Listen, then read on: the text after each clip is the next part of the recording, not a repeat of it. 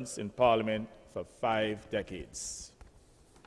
His legacy is not only written in parliamentary records, but in communities strengthened, young people encouraged, policies shaped, and institutions reinforced. He has helped build the democratic foundation upon which present and future leaders stand. Sir Robin Yearwood's journey is a lesson to all, especially our youth who aspire to public life. That service is a calling. Leadership is a trust, and dedication to one's country is the highest honor of all.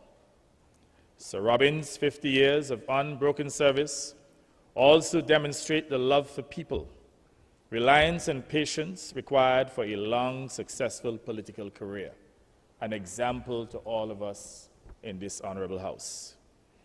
As we salute this extraordinary milestone, we do more than celebrate years. We honor a statesman and celebrate a life of service. Sir Robin has indicated that he will retire after this sitting. 50 years not out. We certainly thank his family for their sacrifice in sharing him with us for the past 50 years.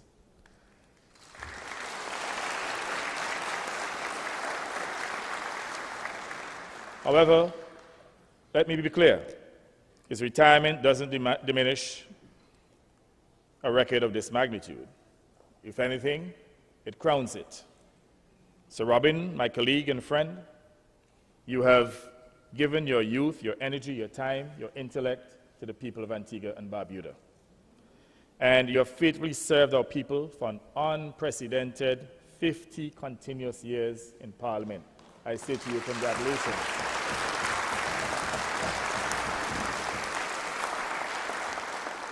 You have stood at the center of defining chapters in our political history and fought unrelentingly under the leadership of Sir Vere, Sir Lester, and certainly under my leadership to protect and advance the living standards of our people. Again, we thank you.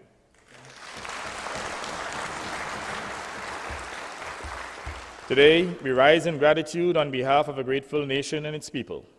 We honor your record and your legacy. And I say to you, Sir Robin, you are a true legend.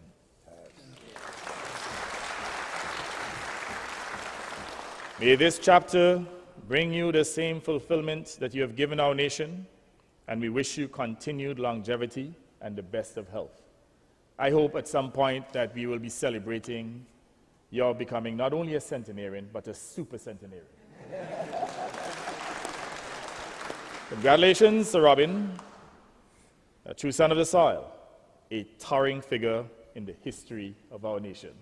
Again, on behalf of the government and people of Antigua and Barbuda, I thank you for your exemplary service. Much love and blessings.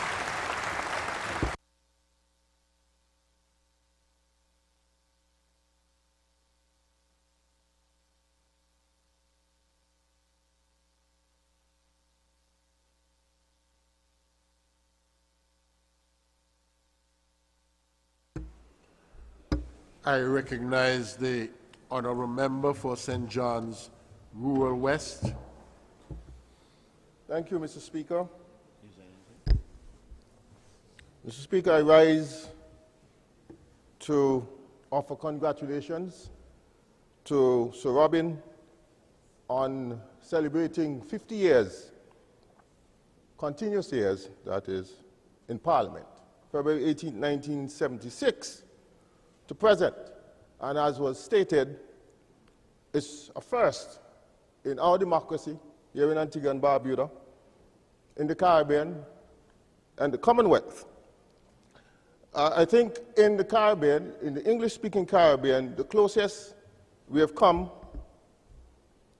was the Most Honorable Edward Seaga of Jamaica, who served 43 years, Sir Keith Mitchell, Grenada, 42 years, and we have in Antigua,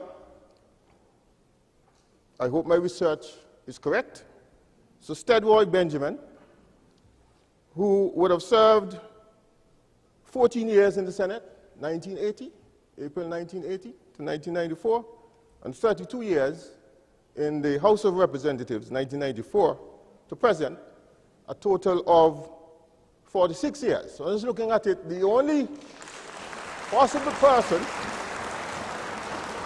who in this age can come to 50 years in Parliament is Sir Stelroy, but he cannot reach the milestone, based on my estimation, of Sir Robin. So Sir Robin stands alone. 11 consecutive years as MP for the same constituency. 11 terms as MP for the same constituency. And one wonders, every election, what is it that the people of St. Philip's North know that they keep re-electing Sir Robin, and it is something for all of us as politicians to study. Sir Robin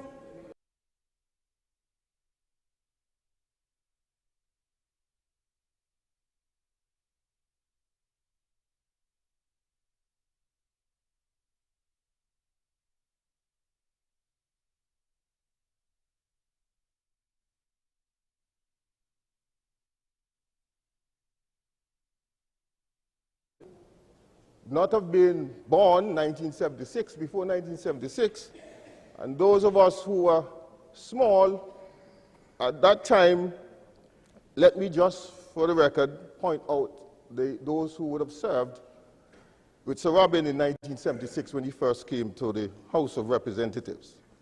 And as I said, he has outlasted all and outlived all but one. So you had a Speaker, Honorable Casford Murray, late. Honorable Donald Halstead, City West, late. Sir John St. Luce, City East, the only one other than Sir Robin who is alive.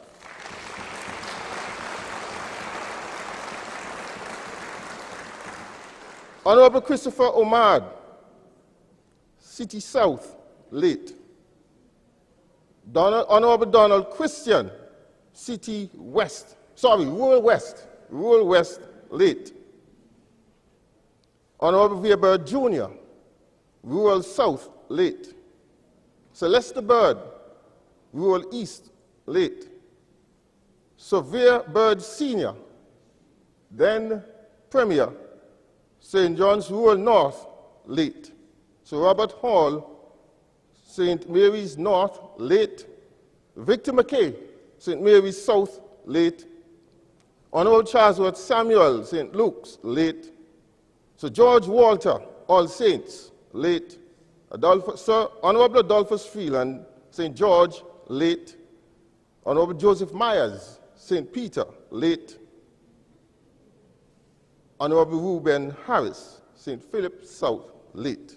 And of course, the man that we are celebrating today, Sir Robin Yearwood, St. Philip's North. Just a little bit of history. Mr. Speaker, I would have loved to debate Sir Robin in Parliament, but that was not to be. I've watched him in his heyday and enjoyed the fiery debate. So Robin, God has been extremely good to you.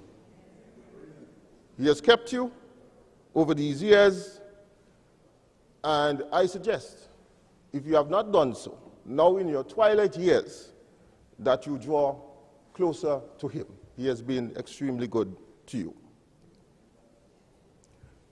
Mr. Speaker, history has already recorded the legacy of Sir Robin. But for those of us who are here, who are remaining, who are still serving, and those who are to serve, let it be known that our service will one day come to an end. And the question is, what will our legacy be? Will we be remembered for putting country above self? Will we be remembered for doing good for humanity? What will our legacy be? And that's a question to be answered. Again, Mr. Speaker, heartiest congratulations to Sir Robin Yearwood on an unprecedented 50 continuous years in Parliament. Thank you, Mr. Speaker.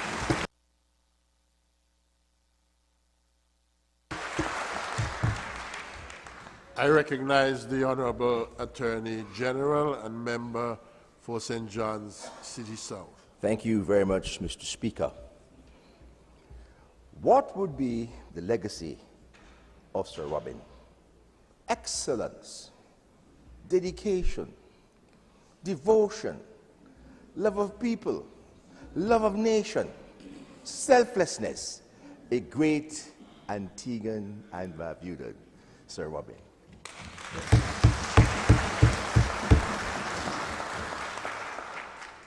Let me begin, Mr. Speaker, this morning by quoting Psalms 118, verse 24.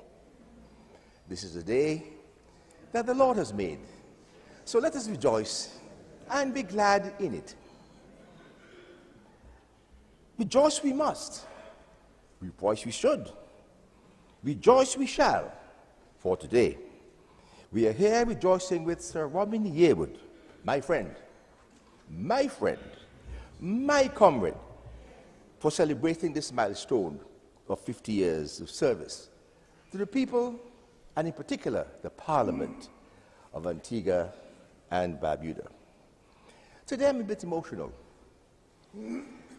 I am particularly proud to be present in this house today on this historic and momentous occasion, because Sir Robin and I are the only two remaining active politicians and parliamentarians who were present at the first Parliament of Antigua and Barbuda on November the 1st, 1981.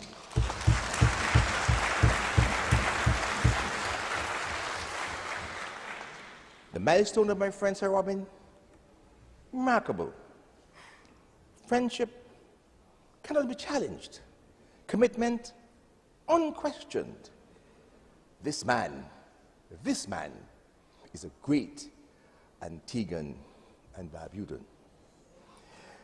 Today, we are gathered not merely to mark the passage of time, but to celebrate a legacy of unwavering service, of steadfast leadership, and of enduring commitment to the people of Antigua and Barbuda, and in particular, a legacy of leadership, of love, of understanding, and representation of the people of St. Philip's North. In his word, the people from Widiki,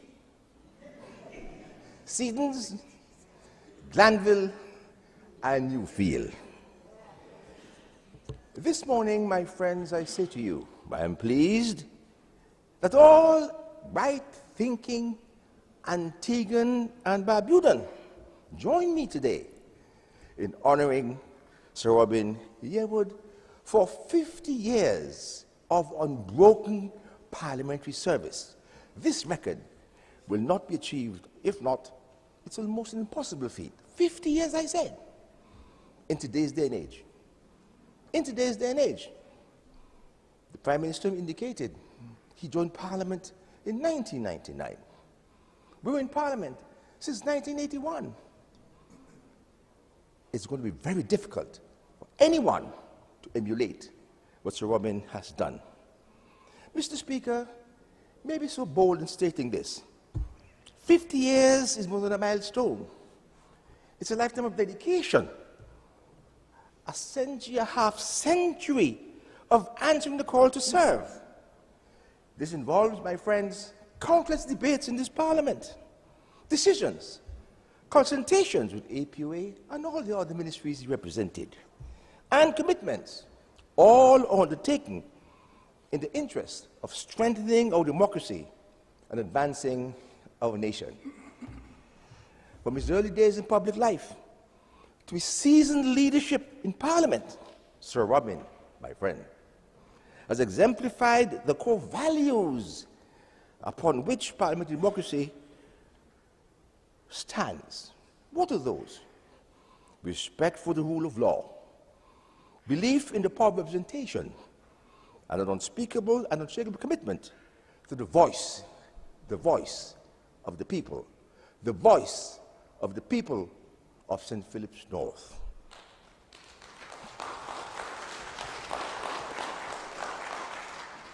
Indeed, my friends, I say that through changing political seasons and evolving national challenges, he remained resolute in service. This gentleman has never lost an election since 1976.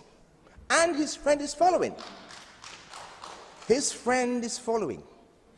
His friend hasn't lost an election since 1994.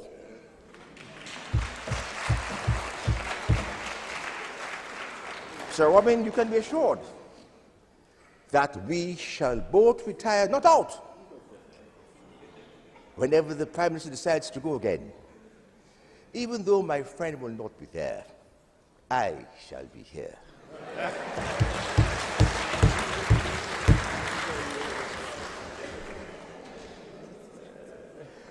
We are all aware that our democracy is not sustained by institutions alone. It is sustained by individuals, by men, like Sir Robin, who understand the responsibility of leadership. Sir Robin has embodied this principle. His work helped to deepen democratic practices, strengthen legislative processes, and reinforce public trust in governance. But his contributions, thank you for coming, sir, his contributions extends far beyond the walls of Parliament. National development, as stated by the Governor-General, is built through vision and persistence. It is built through attention to infrastructure, to education, to housing, community development, and the improvement of the lives of the ordinary man in Antigua and Barbuda. Over the decades, Sir Robin has championed initiatives that improve the quality of life for citizens, expanded opportunities for families, and supported the steady progress of our twin island state, the state of Antigua and Barbuda. I can recall quite vividly that as we fought to get UWI here, Sir Robin was behind his friend, Sir Cutie, fighting to get that university down there. And for that, you, sir, must be praised as well.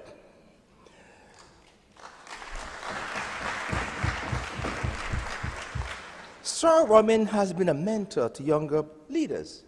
You ask any of these young parliamentarians today, he's advised them. He has advised how to represent properly. He's a model politician.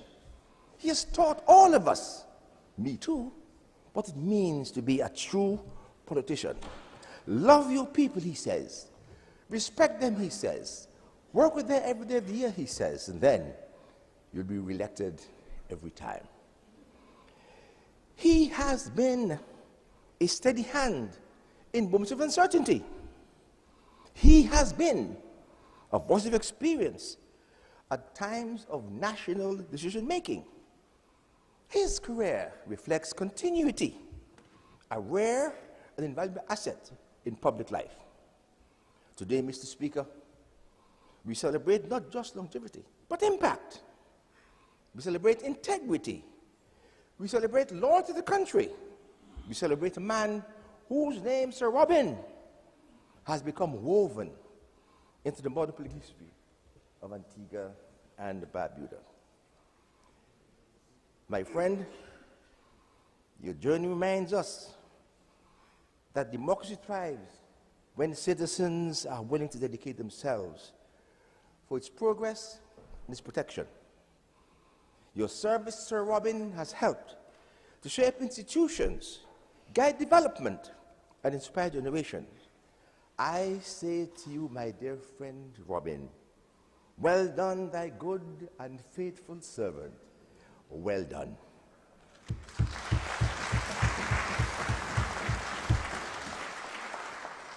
I am minded today of a famous quote written by William Shakespeare in 1601 and 1602.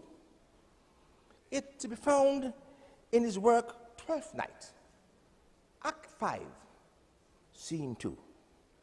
It states as follows: some men are born great, some men achieve greatness, and some others have greatness thrust upon them. What do these words mean? They mean there are three ways people rise to prominence: by birth, heritage, through personal effort, and by unforeseen circumstances. Sir Robin, my friend, my comrade, my colleague. Yes, I speak with emotion from deep within the bowels of my soul. I speak for Sir Robin Yearwood today. He has achieved greatness through his personal efforts, his commitment to the people of this nation, and commitment and love and care for the people of St. Philip's North. You have lost a great man, a great friend, a comforter. St. Philip's North, don't worry, St. Philip's North, a great comforter, a love of people. None of us is perfect. We all can have slips, but that doesn't change the depth and love and respect I have for this man from my heart. My friend and colleague, Sir Robin, on behalf of this grateful nation, I say thank you. Thank you for 50 years of leadership. Thank you for 50 years of faith in our people. Thank you for 50 years of strengthening parliamentary democracy and national development. And Robin, may your legacy continue to inspire, and may Antigua and Barbuda continue to flourish because of the foundation you've helped to build. As I conclude, let me begin and refer to the great Bible that guides my entire life. I read and I quote from Numbers 6, verses 24 to 26. May the Lord, my friend, bless you and keep you. May the Lord make his face shine upon you and be gracious unto you. May the Lord lift up the countenance upon you and give you peace now and forevermore. Thank you, my friend.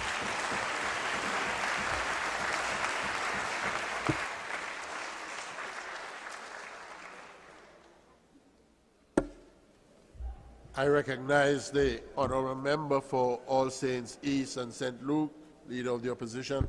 Thank you, Mr. Speaker. Mr. Speaker, I rise to congratulate Sir Robin on 50 years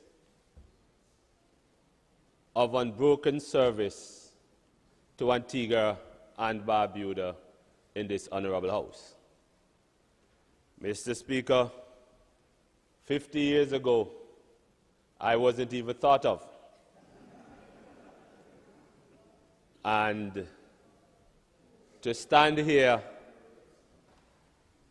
saying congratulations to a man who would have contributed to the development of Antigua and Barbuda, it's an honor and privilege to do so.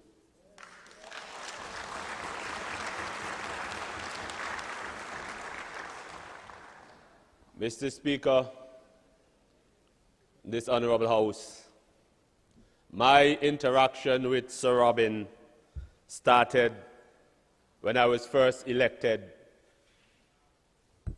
in 2018, being the lone member of the United Progressive Party to sit on the side of the opposition.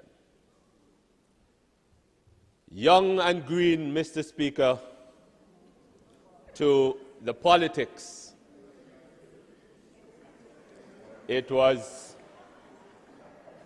Sir Robin's advice from time to time when we meet outside in the hallway that would have helped to guide me as the only member sitting on this side from the United Progressive Party with no experience in Parliament. Mr. Speaker,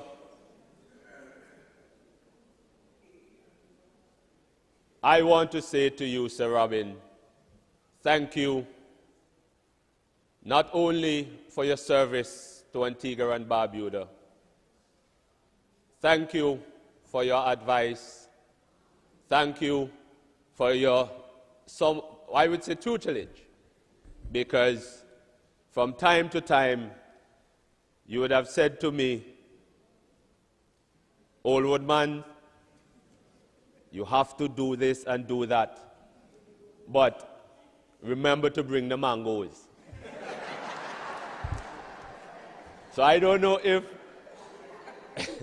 it was mangoes were the payment for his guidance. But Mr. Speaker, I must admit that he was very, very experienced and he was skilled in his craft. A matter of fact, I will just state here, Sir Robin, I remember which pocket contains what.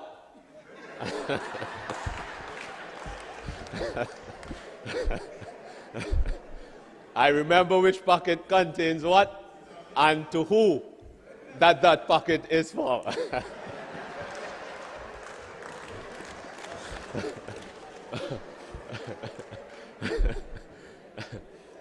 So, it is important, Mr. Speaker, for us to acknowledge one's contribution, whether or not we are on the same political side, because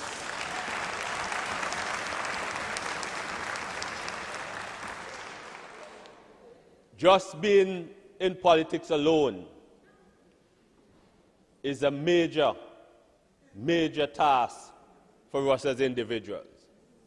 And for Sir Robin to endure 50 years, we must say thank you, Sir Robin, and we appreciate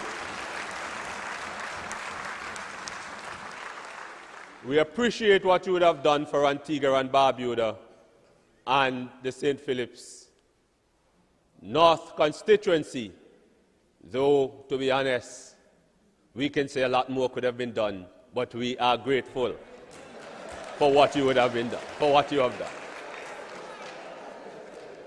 Mr. Speaker,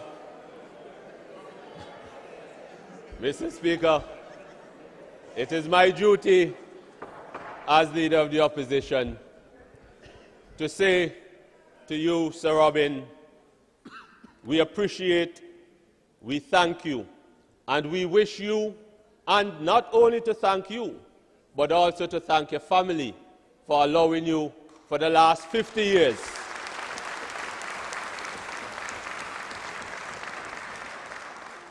to contribute to this wonderful nation.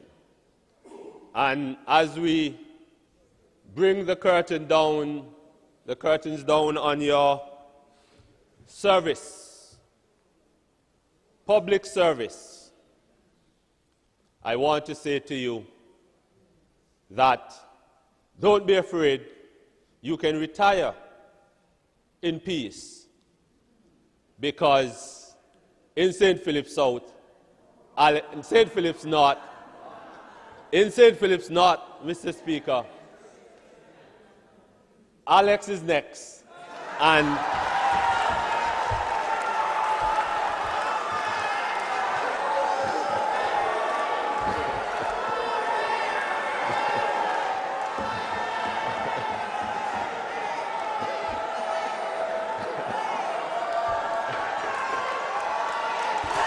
Order.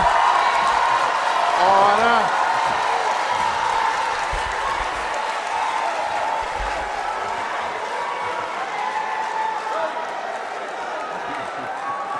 They said to look back.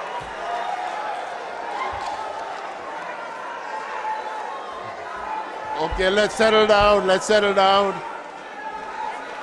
Order.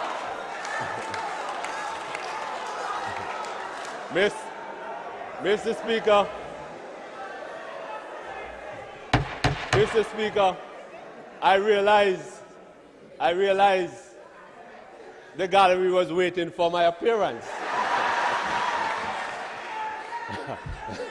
But to get back to this, to the business at hand, Mr. Speaker, I just want to say,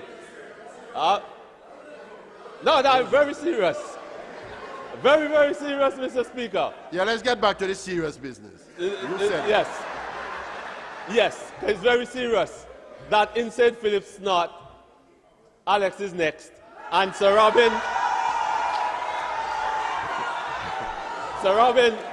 I just want to say to you, as you continue on your journey of life, I wish you long life, health,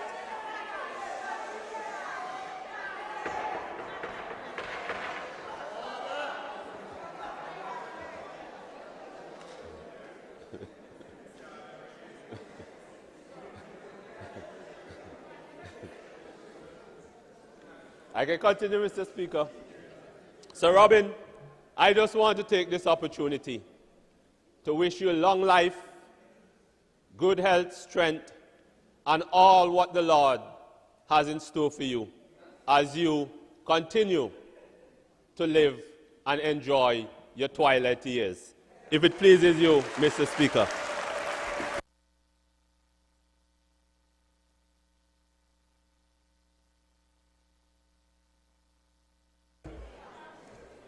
I recognize the honorable member for St. Mary's North. The need to complete the transition and the central role of election as the pathway to restoring constitutional order. The significance of this moment, what it represents, and how important it is for the people of Antigua and Barbuda. But let me deviate a bit. Normally, when Robin, the honorable gentleman, would hear statements such as the member for All Saints East and St. Louis just made, he would say, be careful, you don't disturb the red ants.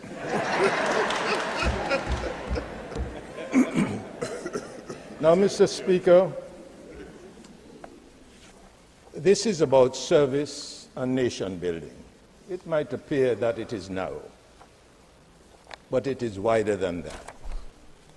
And you have to recall the beginnings of the 39ers, the 76ers, and all those who serve for us to stand in this parliament today and celebrate a man who has given 50 years of unbroken service in the House of Representatives.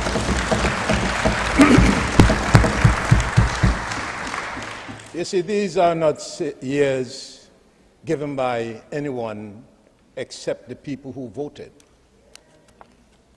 That is the point. They were not kidnapped to vote. They were not threatened to vote. Of course. They voted voluntarily for 50 years to represent them in this honorable House. Sometimes we get confused with our politics and we say things that do not really represent the reality. And so Robin must be seen also in the context of the longevity of the Antigua and Barbuda Labour Party. Since 1976, my count is that we've had, 11 elections? And out of the 11, the Antigua and Barbuda Labour Party, with Sir Robin as part of the team, won 8 of those elections. If you were to do some maths, then you will see the probability of forming the next government in Antigua and Barbuda is well in the favor of the Antigua and Barbuda Labour Party. What that does for me is for us to take the process seriously and to reflect on where we have been and where we are today. And Mr. Speaker, I speak in the context of having been elected, started in 1984. When I joined the government and sat in the cabinet, I had the opportunity to be taught by men such as V.C. Byrd, who was Prime Minister at the time, and I recall a few for the record of this occasion. Lester Byrd, men like Johnny St. Luce, Hugh Marshall, Manasseh Omar, Joseph Myers, Keith Ford, Adolphus Freeland, and Reuben Harris, just part of the cabinet. And in that mix was a stable, reliable politician that after every election before the declaration of the votes and who won, as the Prime Minister said, we would all say, don't worry about Robin, he's in already. Robin done win. And the question must be asked, how could a politician be so successful? What did he do that caused the people to embrace him? And embrace they did. And I'm saying, Mr. Speaker, that it is a signal moment for Antigua and Barbuda. And by the way, I just wish to ask the question. We are the young people to absorb some of this information in this honorable house to hear how we have honed the democracy. We are there. I hope we'll find a way for them to get an idea, and this might be an inspiration that you don't get into politics for the wrong reason, but you get into politics to form a career and serve the people of Antigua and Barbuda. Mr. Speaker, on the 18th of February 1976, after the ballots were counted in St. Philip's North, this is what the returning officer says, and I have the record. Mr. Robin Yearwood, having received 756 votes for 756 votes to 375 votes received by Mr. Harry Josiah, was duly declared by the returning officer as an elected member to represent the constituency of St. Philip North in the House of Representatives. That's 50 years ago. My friend, the returning officer said this, and we congratulate you. I have a good story too, though.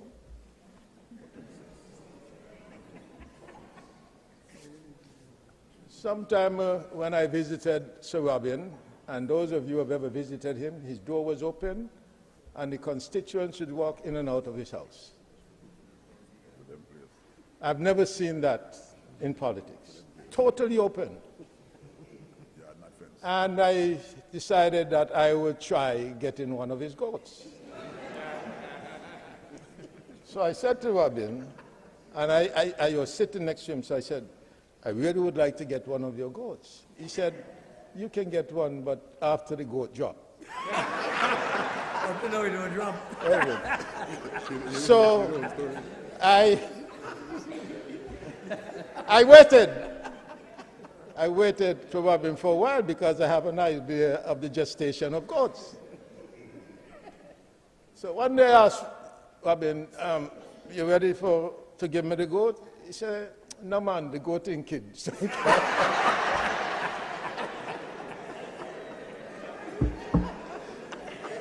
So now I am going to have to rely on Robin Jr. to fulfill the promise of his father. But, Mr. Speaker, I am indeed honored to be part of this today.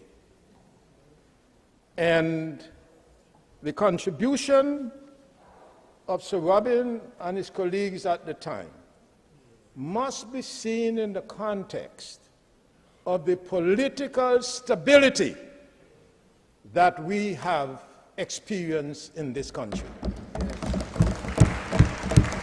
And not to be taken for granted. There was a time when it was out there were no free and fair election in Antigua and pure propaganda. But over the years, we have seen that narrative almost disappear totally. And it is to the credit of those 76ers at the time who were able to work hard to keep the country progressing and to create a political environment that was stable, a political environment that fostered peace and togetherness. Now, I'm also pleased this morning to hear the response from the other side. And I'm asking the question, is this a new beginning for Antigua and Barbuda? All the commendations and all the pleasing expressions in Antigua and Barbuda, can we use this moment in honoring Sir Robin to have a new outlook on the way that we prosecute our politics in Antigua and Barbuda? We have got to make this a moment, get the benefits from this moment, because notwithstanding what has transpired in the past, you have to agree that Sir Robin made his contribution, and an enormous contribution to Antigua and Barbuda. Mr. Speaker, the stories of the exploits of Antigua and Barbuda and its ascendancy in the international community must also be credited to Sir Robin. Many of us might not appreciate enough. But when ministers leave Antigua and Barbuda and go abroad and have to deal with the realities such as we are dealing today, we are going through some of the most difficult periods in our history as small island states. And we must understand why this is happening. The fact of the matter is that small island developing states are progressing, they're educating their people, they're becoming competitive, and the countries that have had us as consumers, realizing that we might become producers. And if we don't pull ourselves together as part of the celebration of the accomplishment of Sir Robin, I think we would have missed an opportunity to take advantage of this special moment. I also want to commend the government today, and a celebration could have taken a different form, but we decided to come to Parliament. We decided to bring the Governor General here. The Prime Minister has spoken, the Attorney General has also spoken, the Leader of the Opposition has spoken. Will this just be a passing moment? Will it just be a passing moment? And I'm saying this so that the other side can appreciate the great opportunity we have. We're going to be facing another election not very long from now. What would be the atmosphere in Antigua and Barbuda? And I'm being real. I can give a speech, but I'm being real because the country is challenged because there are too many people recklessly trying to undermine the image of Antigua and Barbuda abroad.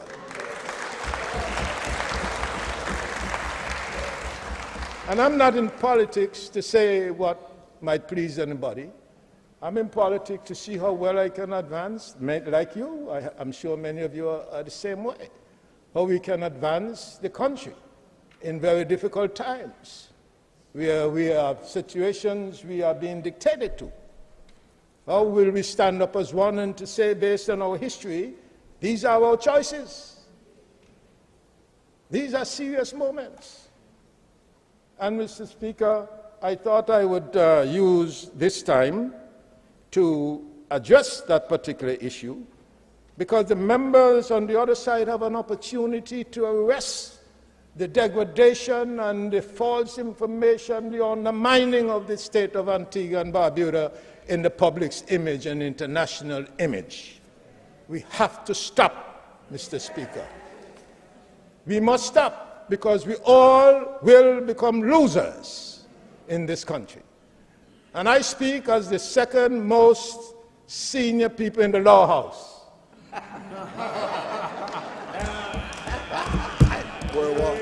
In the law house. In the law house. Over 30 years in the law house. And I'm sure you can appreciate the law house has more currency.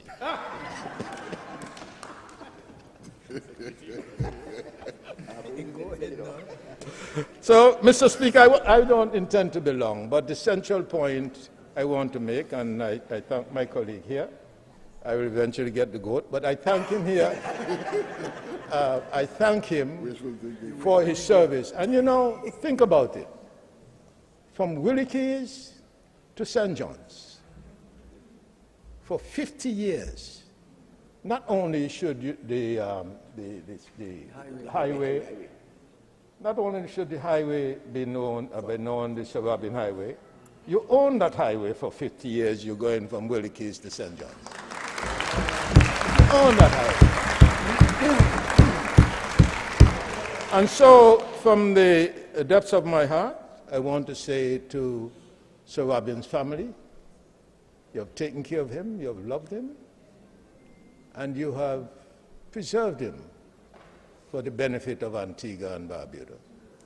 And as I pray that God will bless him and keep him healthy and strong, I also extend the prayer to the family and to the nation of Antigua and Barbuda. If it pleases you, Mr. Speaker.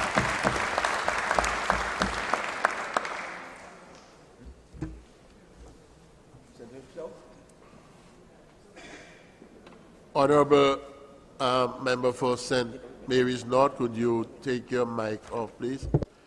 I recognize the Honorable Member for St. Paul's. Thank you, Mr. Speaker. I rise to lend my voice in chorus with those who have spoken so far about an illustrious career, representation in the House of Parliament by Sir Robin YEARWOOD. I came this morning, Mr. Speaker, with a plan not to say anything at all political. But when I heard the member from All Saints East and St. Luke,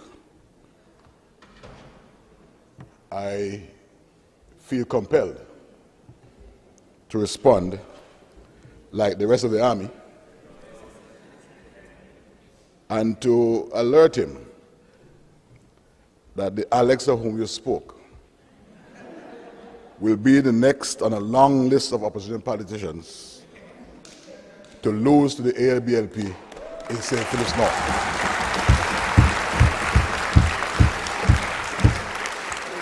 When we declare St. Philip's North as garrison, it is not by chance.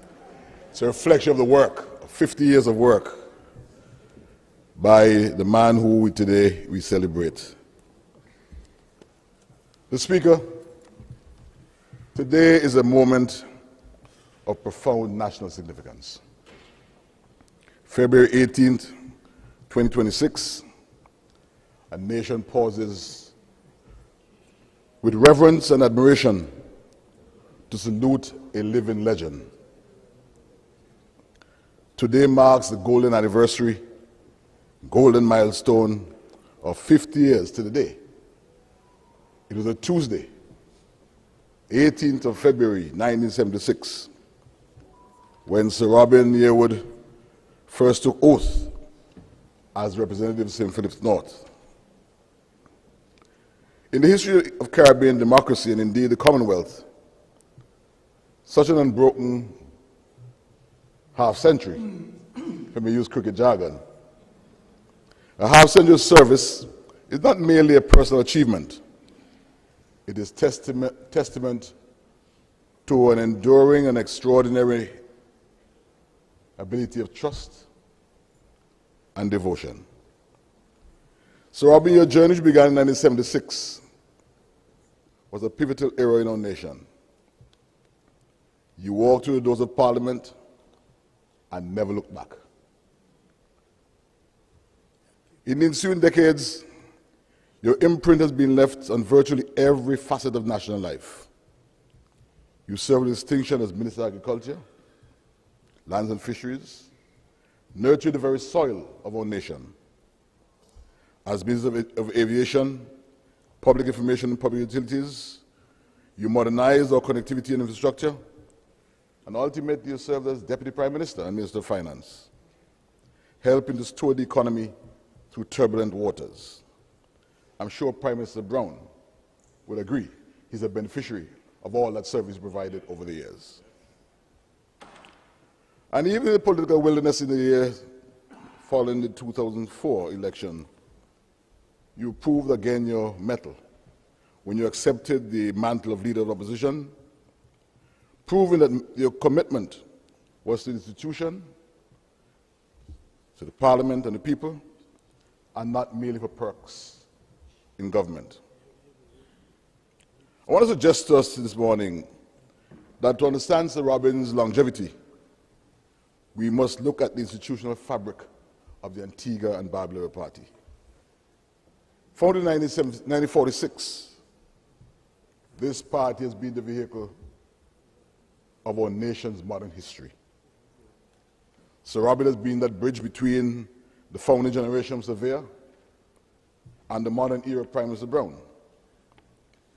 His career reflects the party's resilience, withstanding our defeat in 1971, the internal shifts of the 1980s and 90s, and even the devastating loss we suffered in 2004, not to mention the triumphant return to government in 2014. I'm sure we all agree that to survive and thrive in the rough and tumble of Antigua politics for 5 decades is not just political skill, but a genuine connection with the people. A connection that transcends political cycles. That connection I speak of is most rooted and sacred in the St. Philip's North constituency, where the voters of Seaton's, Glanvilles, Newfield, and Willikes would have gone to the polls election after election. 1976, 1980, 1984, 1989, 1994, 1999, 2004, 2009, 2014, and again in 2023. In 1976, Robin amassed 756 votes, which represented a percentage of 66.84% of the votes cast. In 1989, he had his highest return of 82.06% of the votes cast. And right through to his last victory in 2023, undeniably, undoubtedly, a nation recognizes that Sir Robin Yearwood created a garrison for the Antigua and Barbuda Party.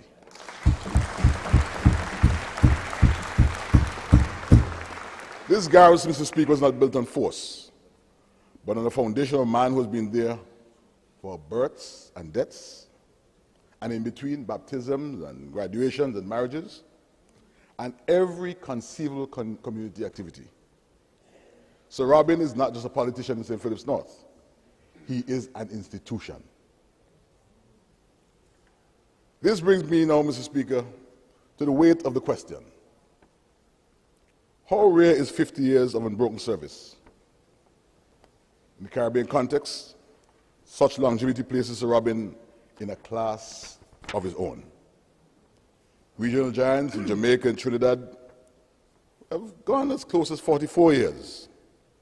Remarkable, yet short of the mark, that golden mark. Across the Commonwealth, where there are instances of long service, the combination of a single constituency continues to return the same member for 50 years is an exceptional rarity. Prime Minister Brown, you were quite correct, in my opinion, when you stated that this is likely a record for the Caribbean and a distinguished achievement across the Commonwealth. End of quote. For someone to eclipse Sir Robin means that you'll have to enter politics in your teenage years and serve through your 80s. Something we watch Sir Robin do effortlessly, even though we know it required immense sacrifice. As we today reflect on this glorious book of labor, we're reminded that every chapter must eventually turn. In the natural order of legacy, the path forward taken up by new hands. It is here that we must acknowledge the poetic justice of succession. Comrade Randy Baltimore, who now seeks to continue the journey of representing the people of St. Philip's North.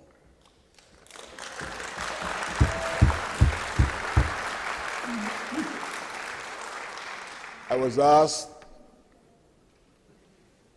to speak to this matter of the expectation and to advise you that the nation is not just looking to see a torch being passed. The nation asks that you very somberly accept the inheritance of sacred duty. You're not merely filling a seat. You're tasked with continuing a 50-year legacy of constituency building, accessibility, and of enduring Labour Party policies and values. Away from politics and the Parliament, Sir Robin and I had a very special relationship. Every carnival, we met at the top of St. John Street. It was Sir Robin, Sir Lester, the late Asset Michael, myself, and special friends.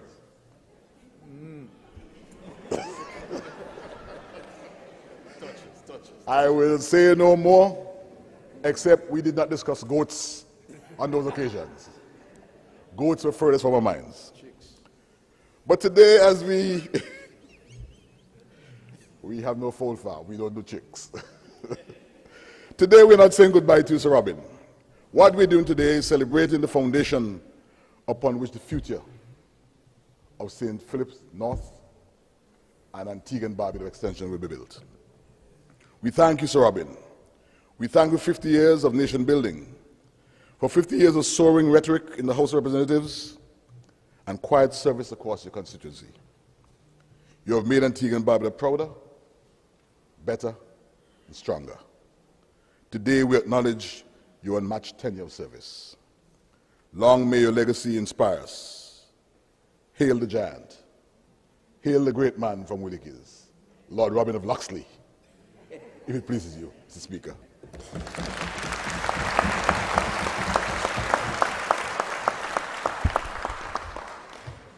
I recognize the honourable member for St. John's Rural North. Thank you, Mr. Speaker. Honourable member St. Paul, could you turn your microphone off? Thank you. We get into crosstalk. Thank you, Mr. Speaker. Mr. Speaker, 50 years. 50 years.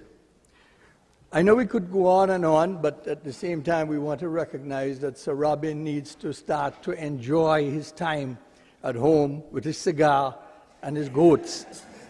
So I will try not to be very long, Mr. Speaker. But there are a few things that I want to touch on. I know that much has been said, and all of it, just about, except for one piece of, one statement that was made that I think was in joke or jest. But 30 years, Sir Robin served as a VIP client at my wife's salon. And every time he'd meet me, he would ask me about her. So I know she is watching, and I know that she's sending her love and all her blessings to you, Sir Robin. It's important to note also that when Sir Robin started his journey 50 years ago, it is the same time that something that we take for granted, like our phone and our tablet and everything, Apple Computer was incorporated. And like Sir Robin, it has evolved and continued. Mr. Speaker, in context also, I have to state that 50 years ago, in 1976, was the first time I voted for the Antigua Labour Party. And I've never missed a vote for the Antigua Labour Party, including, I had the privilege once to vote for Sir Robin too. So I think it was important for me to note that. But I guess you can say then Sir Robin and I were together with the Labour Party for 50 years. 11 elections. Mr. Speaker, it's fair to say that Sir Robin was a man, or is a man of foresight. And how do we know this? Because we all know that Sir Robin has the best eyesight in Antigua and Barbuda. We know, for example, that Sir Robin could see straight through a brown paper bag.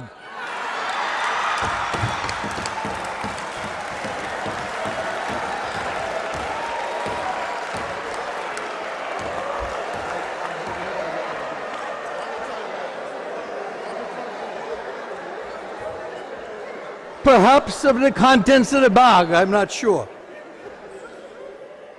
But in truth, that is exactly, Mr. Speaker, who Sir Robin is. A man with vision. Vision not just for infrastructure, vision not just for policy, vision for people. Mr. Speaker, there are two other things that I wanted to mention on a personal note. I remember oftentimes in the cabinet, when we came upon issues affecting the people of Antigua and Barbuda, especially when it came to concessions. Are you giving away the whole place? What about the people in them? That was Sir Robin, and that will be his legacy in the cabinet. Always fighting, always concerned about giving away everything.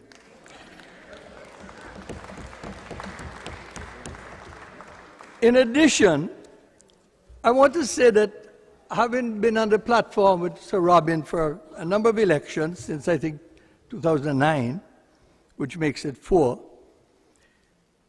Sir Robin was the best at speaking a language for everybody to understand. More so, Sir Robin reached the persons that had to operate from paycheck to paycheck. He found a way to break the politics down so everybody could understand the importance of the cost of a pound of flour or a pound of saltfish. Thank you, Sir Robin. So 50 years of unbroken service tells us something profound. The people believed in him, and he believed in them. That is representation at its purest form. Sir Robin Yearwood's career reminds us that public service is not a sprint, it's a marathon. It requires resilience, humility, discipline, and above all, commitment to the people one is elected to serve. And I think it was mentioned before that it takes a toll on families, and it does. And so I want to also thank his family for sharing Sir Robin with Antigua and Barbuda for 50 years.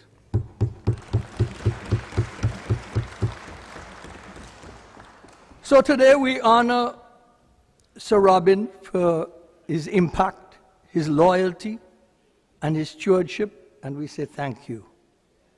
Sir Robin, your legacy is etched not only in Hansard, not only in cabinet decisions, not only in policy frameworks, but in the hearts of the people of St. Philip's North and across this nation. And so I want to congratulate the people of St. Philip's North for allowing us to be able to share Sir Robin for 50 years.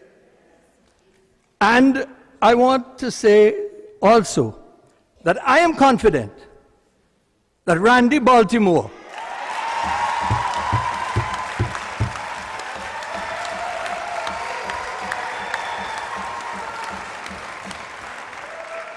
who campaigned with Sir Robin many times will continue in Sir Robin's stead when elected to continue in St. Robin's legacy, with St. Robin's legacy in St. Philip's North.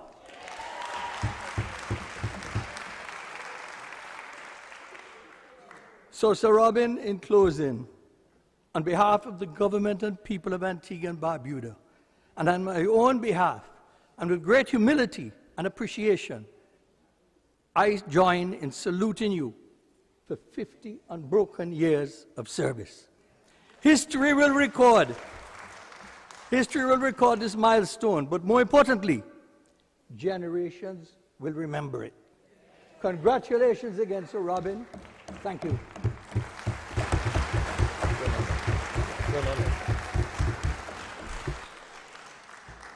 I recognize the honourable member for St. John's City East. Thank you very much, Mr. Speaker. I too rise to add my voice to the chorus of praises on behalf of this great son of the soil for the work that he has done these past 50 years. Mr. Speaker, 50 years of unbroken service, 11 electoral victories is by no means an easy accomplishment. But that by itself, Mr. Speaker, does not speak of the contributions of Sir Robin. And I'm going to use my few minutes to recall some of the important economic contributions that Sir Robin would have made, both as a minister and as a member of the cabinet. To do that, I want to channel a particular phrase that I've lived with since I first saw the movie, the Emperor's Club. And in the Emperor's Club, this is the quote that I've often remembered. Great ambition and conquest without contribution is without, sorry. Great ambition and conquest without contribution is without significance. What will your contribution be? How will history remember you? Mr. Speaker, it is clear now that in some respects I have succeeded Sir Robin in one of his most important ministerial responsibilities. I want to address this particular issue for just a few minutes that I have here while addressing this Honourable House. See, Sir Robin has served as the Minister for Public Utilities in successive administrations under Sevier, under Sir Lester, and certainly under our current Prime Minister, Gaston Brown. But some of the most important contributions that he would have made to APUA, I recall in 1988, while I was still an executive officer for Cable and Wireless, a new exclusive agreement for 25 years was negotiated with Cable and Wireless, in which Sir Robin YEARWOOD was pivotal in ensuring that the piggyback arrangement that APUA Telephone enjoyed with Cable and Wireless produced significant financial returns for APUA. In fact, in a famous public statement that Sir Robin made, I can recall, and it was to the chagrin of many persons in Cable and Wireless, when he said to the general manager of Cable Wireless, you have to cough up. You see, in those days, international telephony was the richest part of telecommunications. And what Sir Robin Yearwood and his team would have been able to negotiate is that the net revenues that Cable Wireless generated from international telephony, because they couldn't reach the consumers in Antigua, they paid 52.5% of that revenue to the coffers of APUA. APUA Telecoms was so wealthy that it was able to cross-subsidize the other two utilities. And it even went as far that under Celeste Bird, they had the opportunity to create APUA funding that built the current public market as we know it right now. So it is the economy of APUA that Sir Robin Yearwood had a significant period during his time as minister. But by 1999, it wasn't done there because APUA entered the mobile telephone market and launched PCS.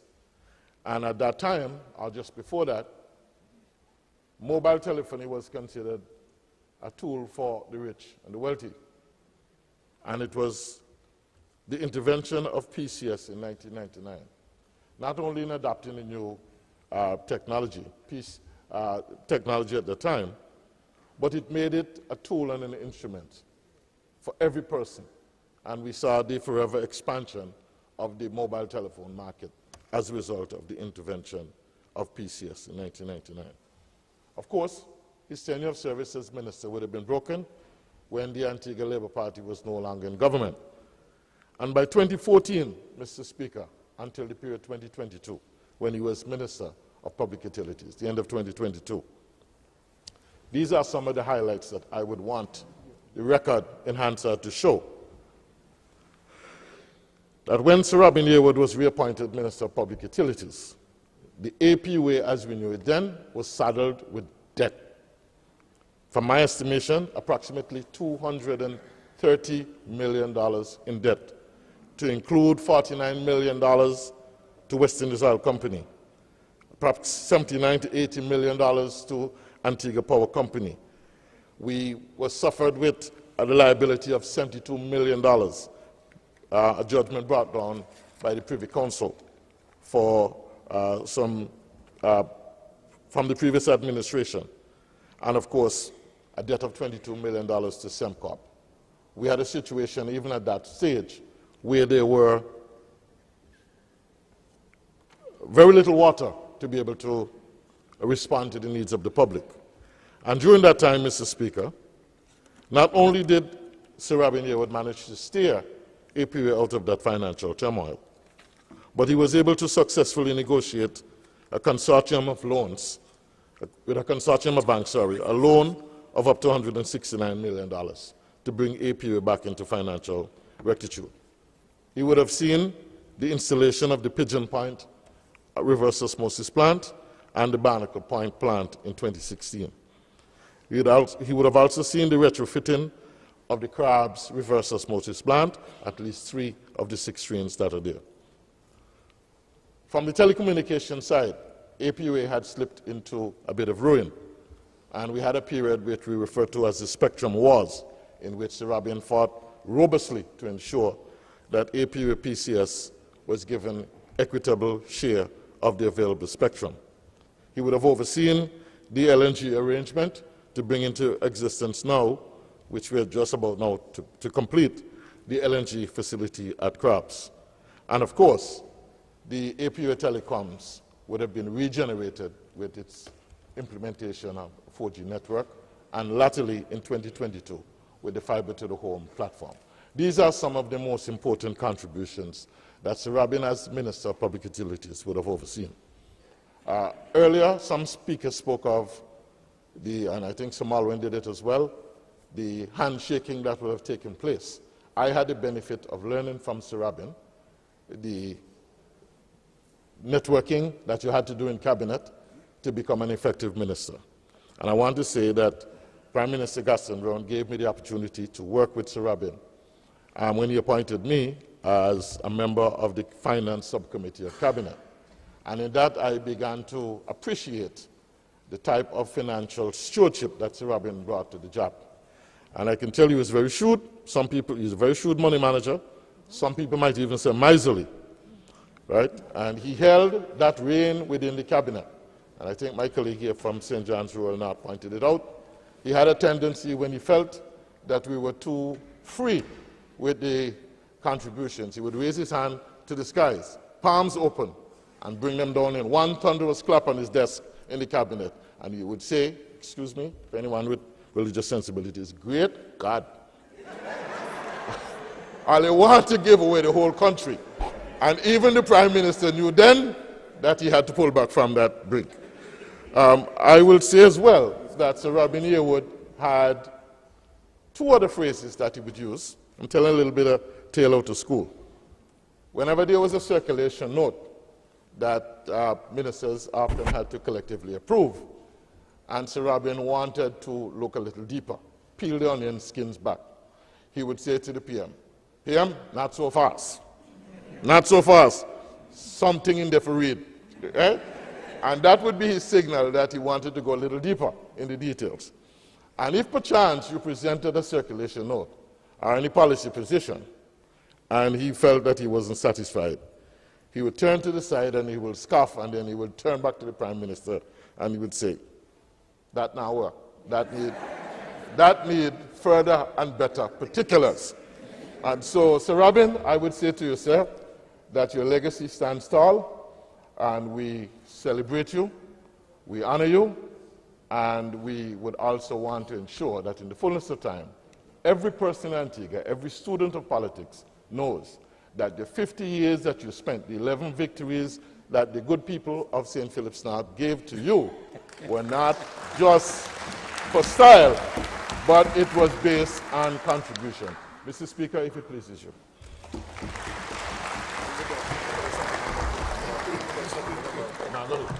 I recognize the honourable member for St. John's Rural East. Thank you very much, Mr. Speaker.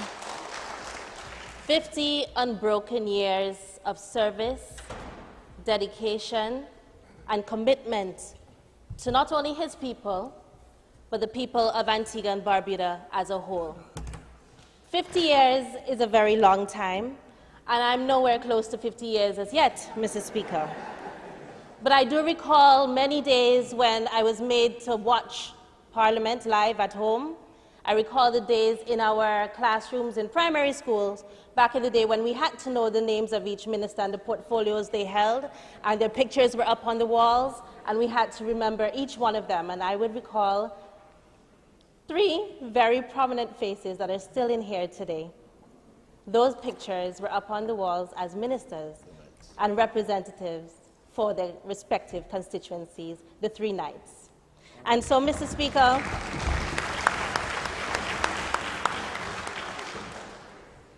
in a day and age where many of us are faced with ageism, either you're too young to do this, you're too old to do that, we are faced with a lot of prejudice. And I must say that I'm proud to come out of an institution, the greatest institution in the Western Hemisphere, the Antigua and Barbuda Labour Party, that knows no such prejudices, but rather sees value in everyone.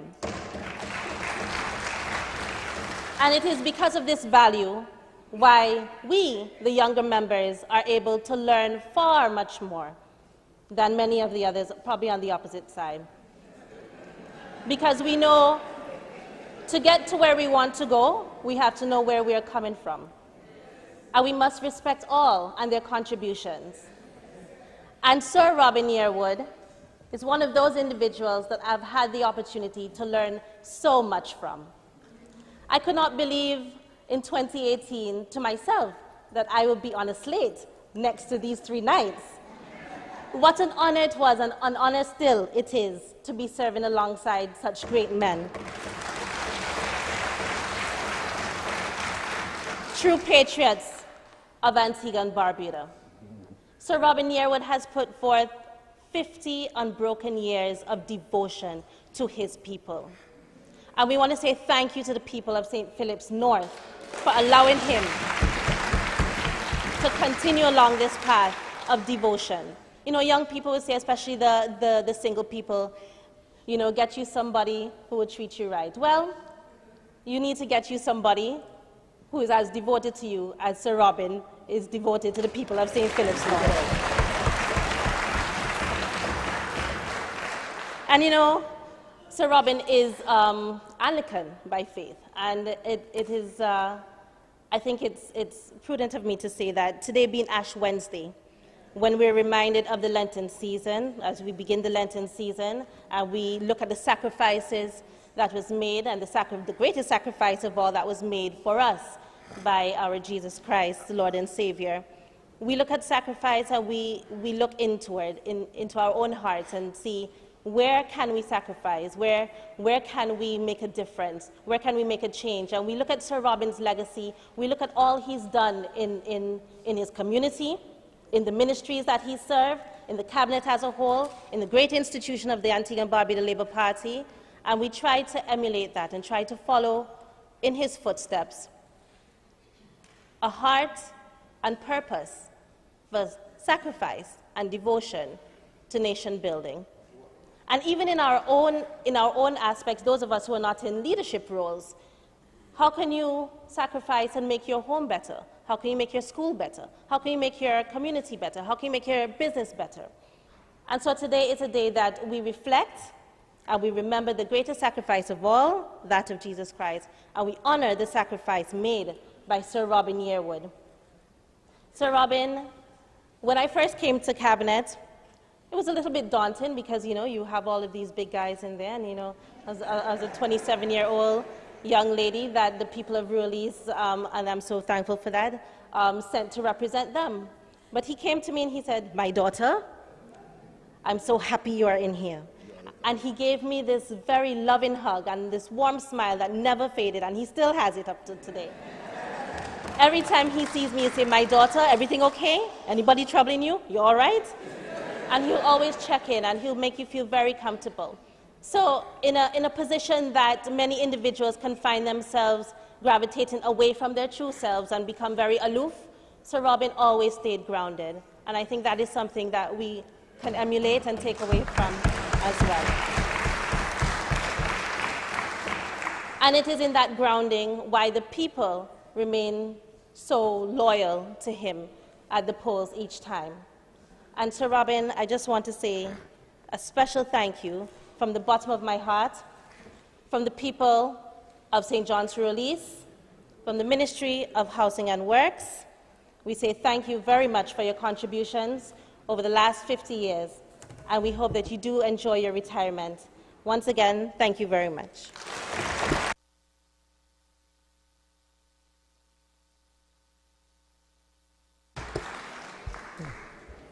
I recognize the honourable member for St. John's Rural South. Thank you, Mr. Speaker. Good morning to you. Good morning to this honourable House. Good morning to the gallery. And a special good morning to Sir Robin. Mr. Speaker, I won't be long, but I just want to share a very moving tribute to Sir Robin. 1976, the year I was born.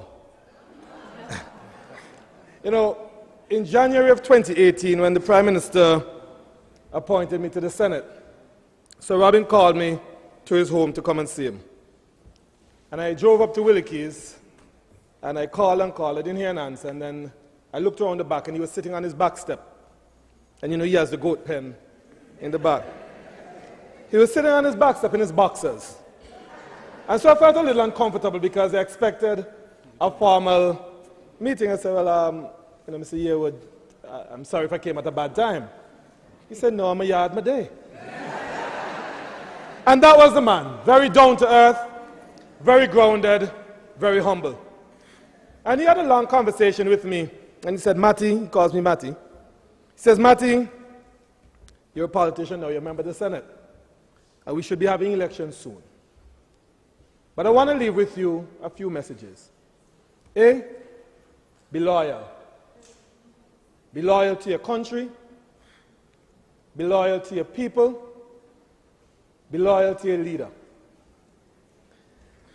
In Sir Robin's mind, he says, loyalty brings confidence. Confidence brings stability. And stability brings growth in your country. That was his philosophy. Once there's a leader, he will support that leader. Once he represents people, he will do everything he can to be the best representative. Because Sir Robin's mantra is that people should live good. And I'm sure the older ones in here will remember that famous saying, things so good in Antigua, that pussy nal and yam salad. That was his vision. He wanted everyone to live a good life. The other thing that Sir Robin said to me was never make it personal. If you're on a political platform, if you're in Parliament, do not call people's names in a disparaging way. Never ever make it personal. Let it be about policy. Let it be about issues. And Sir Robin, I've carried those lessons with me over the last 8 or so years as a parliamentarian and as a representative. I want to thank you for that counsel. Like the leader of the opposition, the member for All Saints East and St. Luke, we joined the Parliament at the same time. And from time to time, you would give us guidance, you would give us counsel, you'd give us advice, and it was well received. In the cabinet, Sir Robin was well respected. In fact, I see former MP Samantha Marshall, she was here shortly, a little while ago. Every Wednesday morning, Samantha would go and make Sir Robin's coffee and bring it to him at his desk. During lunch, I would make it my business to get his dessert after he ate, to take it to him, to control his sugar. But it was a matter of respect as well. We recognize that when you're able to share counsel and to sit at the table and to listen to the stories and the history of the government and of the party, you have that opportunity with gentlemen like Sir Robin and Sir Cutie and Sir Malwin. It gives a sort of institutional knowledge to let you understand that you stand on shoulders of great men who sacrificed their lives for this country.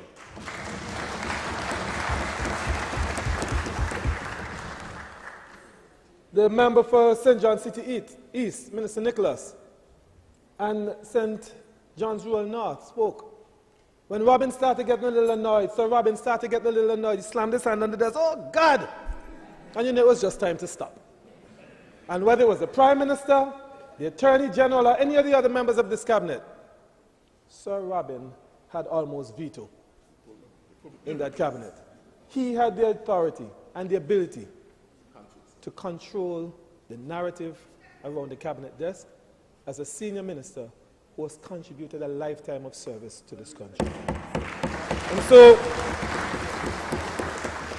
Sir Robin, although in 1976, February 18th, when you were elected, I was not yet born. In fact, I don't even think my mother knew she was pregnant as yet. I was born in September. I am so privileged to share the time with you in the cabinet, in the government. I'm privileged to have learned from you, and I am happy that we are here celebrating, as a grateful nation, 50 years of unbroken service. Thank you.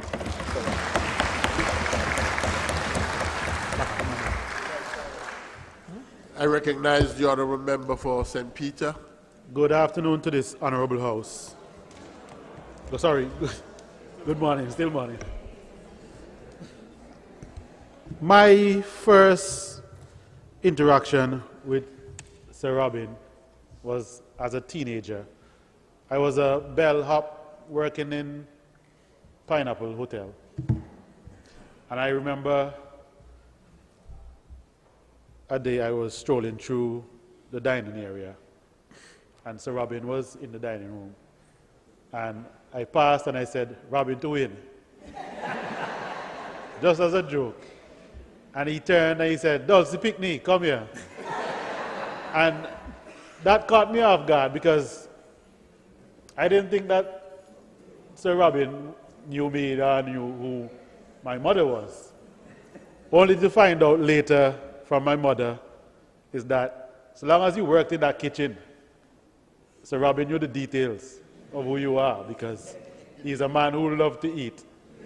And he knew everything about everyone who worked in the kitchen. And he invited me to sit and to have a meal with him. And from that point, Mr. Speaker, I realized that, look, Sir Robin was a different person, because that interaction and inviting me to sit with him when I should be working and to have lunch with him and to just have a general discussion, that showed me that Sir Mallory was definitely a people person. Sir Robin is definitely a people person. Sir Mallory too. Because to serve St. Philip's North for 50 years, you must be a person who loves people. You must. There's no other answer. There's no other solution. It's a genuine love for the people. And I want to thank the people of St. Philip's North for your continuous support of Sir Robin and the Antigua and Barbuda Labour Party, because you knew what you had in a representative. It doesn't matter where you went in Antigua and Barbuda where Sir Robin was serving, whether it was APUA, you saw his people. The Transport Board, you saw his people.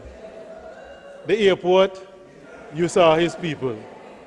He was a man dedicated to empowering his people.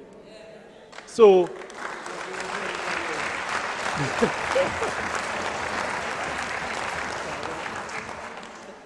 to the family again of Sir Robin, I want to thank you for supporting this great man. Sir Robin, thank you for your service. Thank you for inviting me that day to sit and have lunch with you. And thank you for the conversations that we would have had subsequently. I want to end by just highlighting something that I noticed with Sir Robin that day I was invited to the cabinet. And it speaks to the type of man he is. Minister Matthew spoke about Samantha Marshall, former Minister Marshall, bringing his tea and his coffee and whatever was on offer in the cabinet at that time. But I remember I was sitting there and I saw Sir Robin came in, and the Prime Minister wasn't in the cabinet at the time. And he got up and he went over, and whatever was on the offer, he took up and he placed it for the Prime Minister when he arrived. And that shows you that even though he is a man who has been in the cabinet, serving this country for so many years, a senior minister, he was still humble enough to serve the leader. And that speaks to the person you are, Sir Robin. Thank you for your service.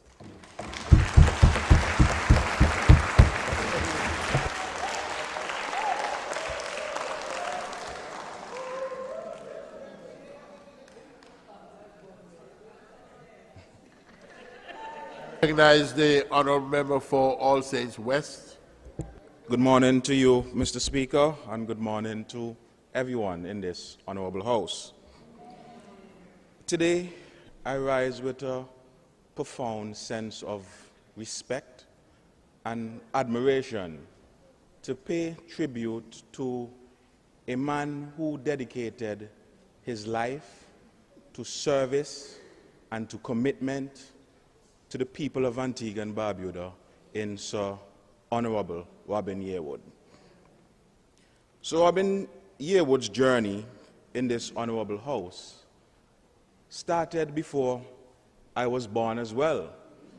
In fact, Mr. Speaker, my parents were children when he was first elected on the 18th of February 1976 to represent the people of St. Philip's North.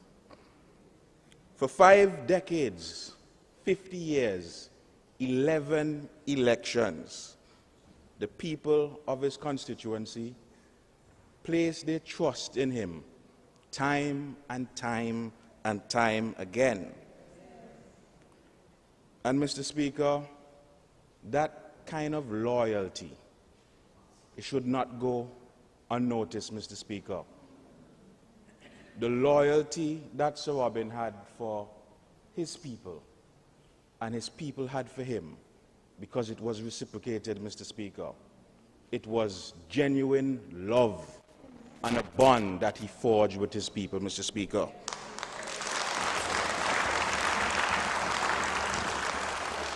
Sir Robin is a proud son of the Antigua and Barbuda Labour Party. And his political life, it reflects the philosophy of this great political institution which built our nation, Mr. Speaker.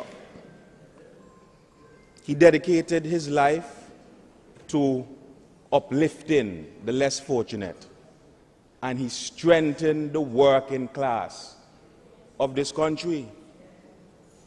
Minister on the other side said it, he created the most jobs. Everywhere you went, you found these people, Mr. Speaker.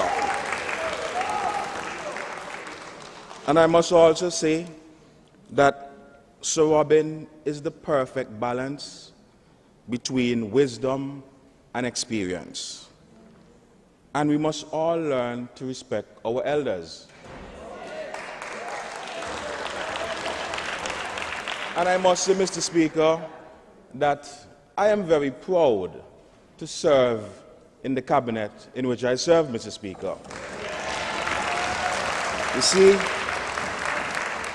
the cabinet understands, Mr. Speaker, that wisdom does not expire and experience will never become irrelevant.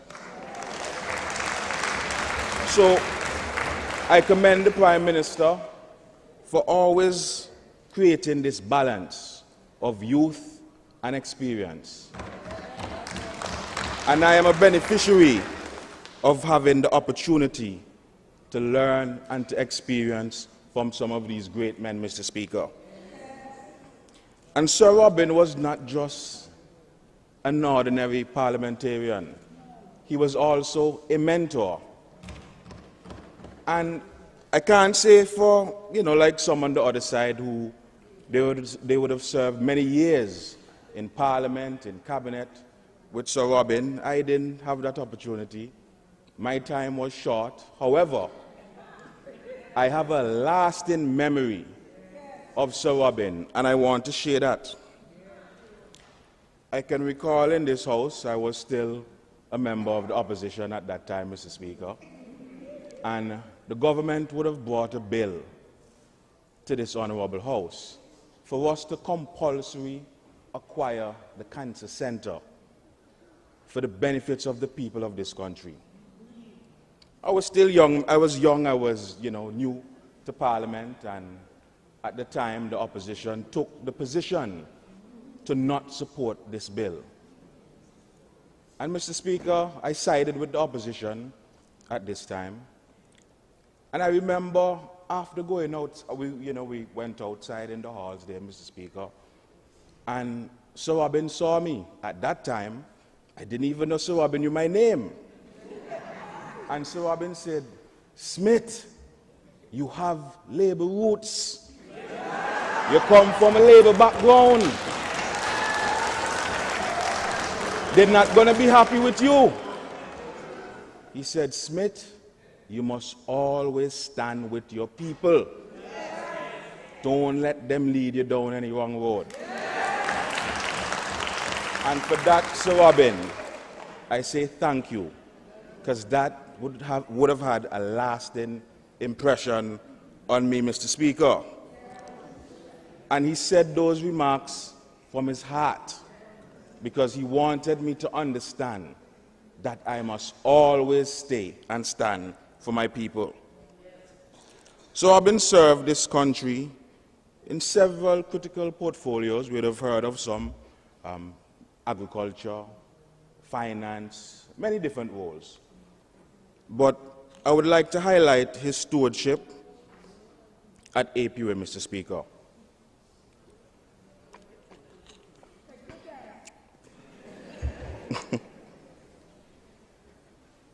And I also think we must agree that no matter what political side you're on, we must recognize the contribution and the transformational leadership which took place under Sir Robin to develop Antigua and Barbuda. Something that the young generation we might take for granted. But under Sir Robin's leadership, APUA was able to deliver to nearly every home in Antigua and Barbuda electricity, portable water, and phone lines. We can now just flick a switch in our house and our light go on. But I want some of the younger generation to understand that it was not always like that. And we must commend Sir Robin for his leadership in transforming Antigua and Barbuda.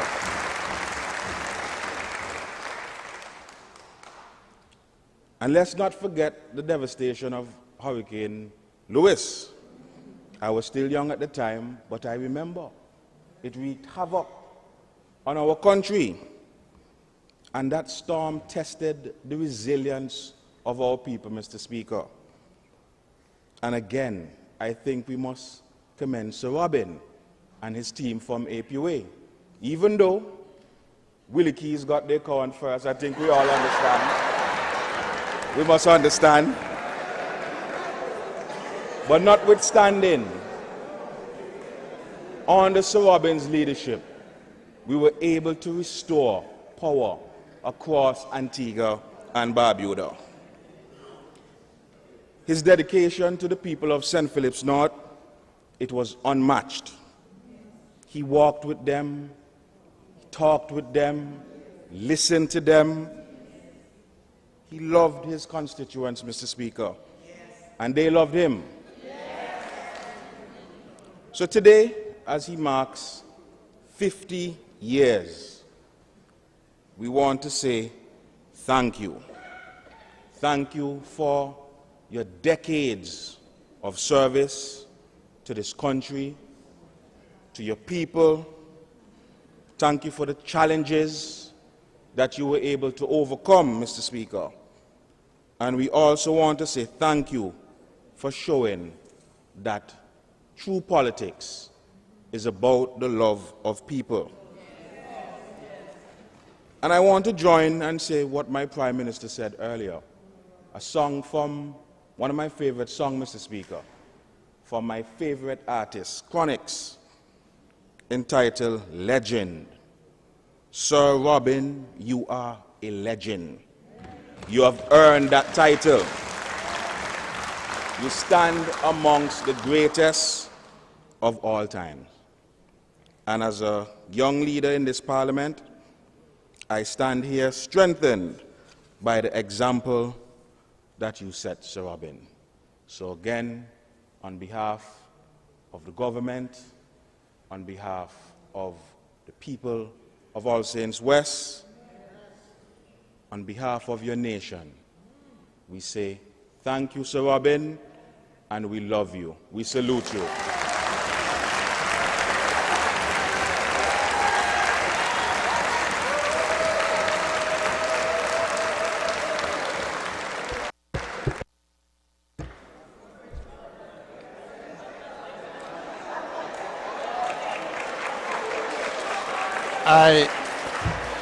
I recognize the honourable member for Barbuda. Mr. Speaker, it is... First of all, let me apologize for my lateness this morning. I really should have gotten here by 9 o'clock, but my flight was delayed, and then I organized another flight, and that was also delayed. So my apologies to this honorable House. And Mr. Speaker, before I speak on the matter of hand, I want to just commend the Antigua and Barbuda Defense Force for providing a medical evacuation last night, or Wednesday night, in Barbuda.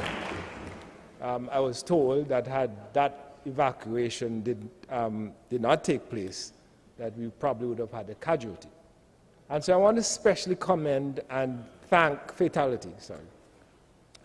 Colonel Benjamin and Major Michael for staying up with us in the wee hours of the morning to allow that to happen. And I also want to thank the Commissioner of Police. Mr. Speaker, I've been in this honorable House, been in elected politics for over 24 years. I've seen many commissioners of police, Chuhat Smith and all the commissioners. I don't know this one personally, but he's the only one that has stayed up with us 11, 12, 1 o'clock in the morning to ensure that something happened, Mr. Speaker. And I must commend him for his temperaments, for the way in which he coordinated things. Mr. Jeffers is his name? So Mr. Prime Minister made a good choice, right? A good man. And so I just want to commend him. Now, Mr. Speaker, I was considering whether or not I should be here, right? But I said I had to be here because one has to understand in politics, if you're not mature enough, then you're not going to last. Secondly, politics is not for the faint-hearted. Because if you don't understand what you're getting into, one, you're not going to survive, and if you do survive, you'll be very ineffective. I've always said to my colleagues in this honorable House, nothing should ever be personal. Should not be. We have our rhetoric in this honorable House, and it gets below the belt sometimes. But at the end of the day, Mr. Speaker, we must understand that people elected us to do a job. And if it is that when we have that kind of conversation in this House, that when we reach outside, that we are not mature enough to say hello to the person, then we're not fit to be in here. We're not fit to be in here. And I'm saying this to those young, aspiring politicians out there, because you really don't understand. They don't understand.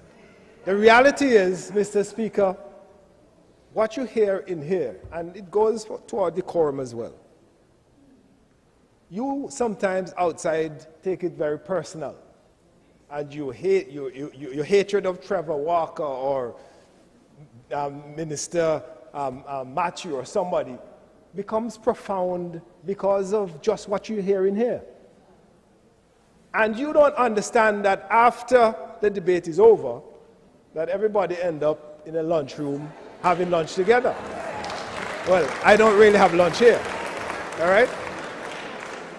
And so it is important that we recognize that doing this in this honorable House goes far beyond personalities.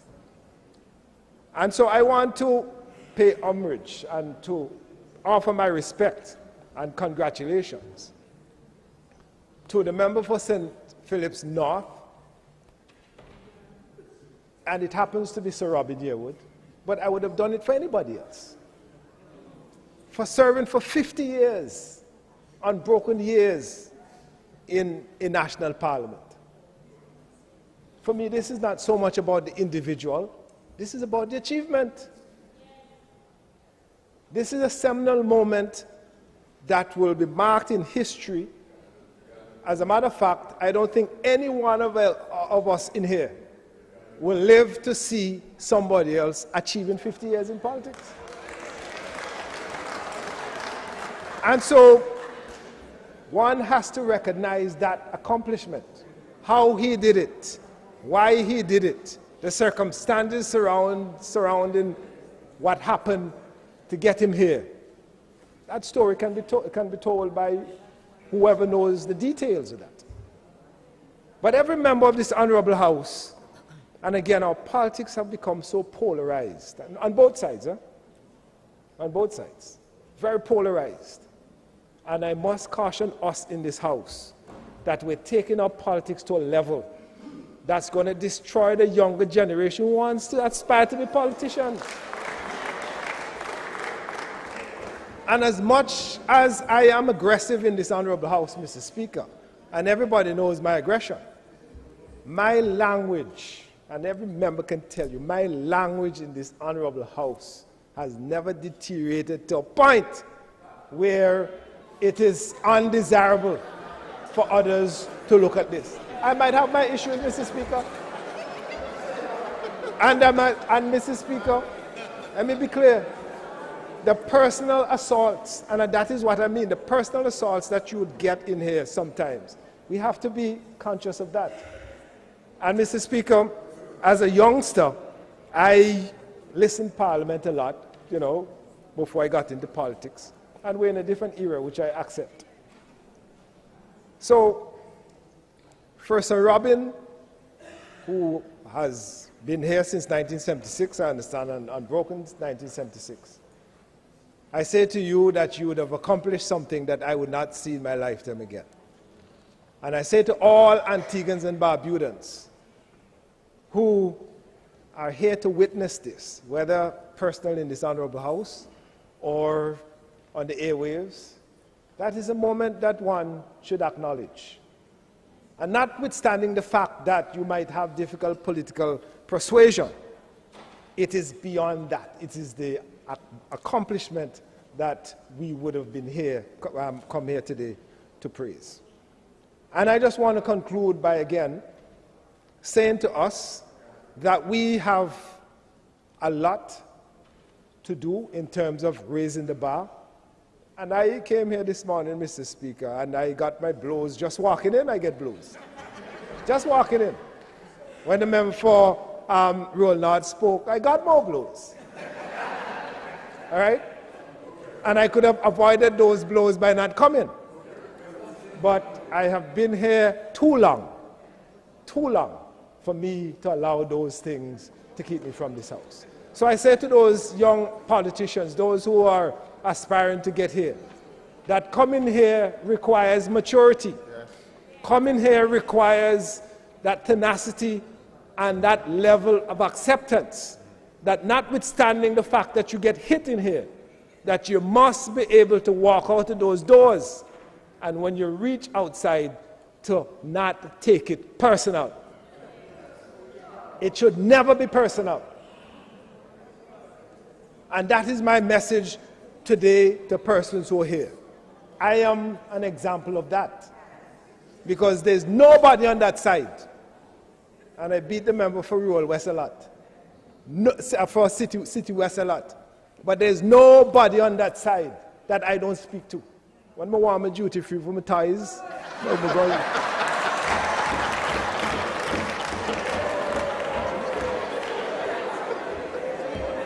that's what it should be. All right? So, Mr. Speaker, again,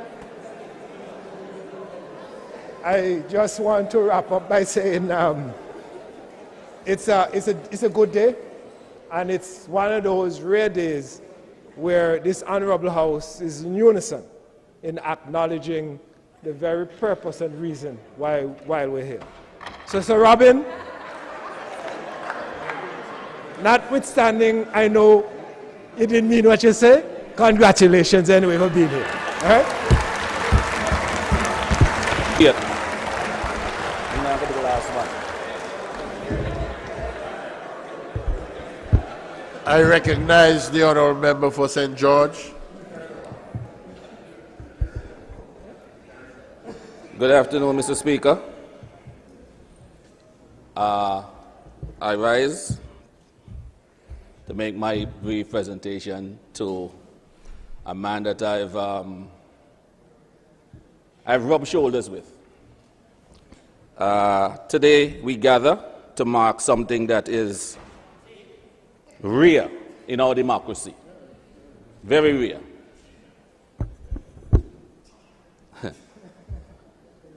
"50 years, Mr. Speaker, of continuous public service by the Honourable Robin YEARWOOD. Sir Robin YEARWOOD. That's half a century of service. See, Mr. Speaker, I think it's Ecclesiastes chapter 3, verse 1 that says, there's a time for everything under the sun. And there is a time for us to be adversarial, but there's also a time for us to admit and accept that 50 years in any service is extremely commendable.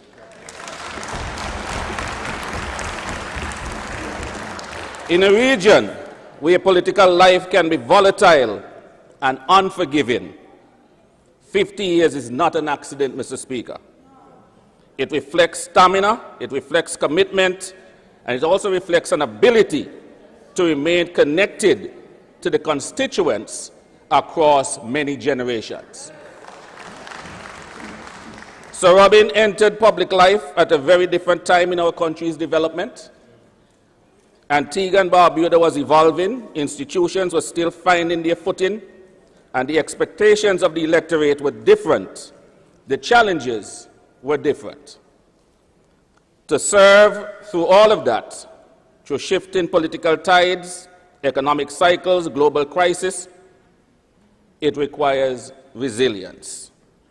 There are families today, Mr. Speaker, whose grandparents voted for him, whose parents voted for him, and who themselves have known no other representatives in that seat. That kind of continuity is significant, and for that I tip my hat to you, Sir Robin. As my colleague, Mr. Walker, the Honorable Trevor Walker, just said, in his own words, public service is not glamorous. It demands sacrifice, it takes time away from family, and it invites a lot of criticism.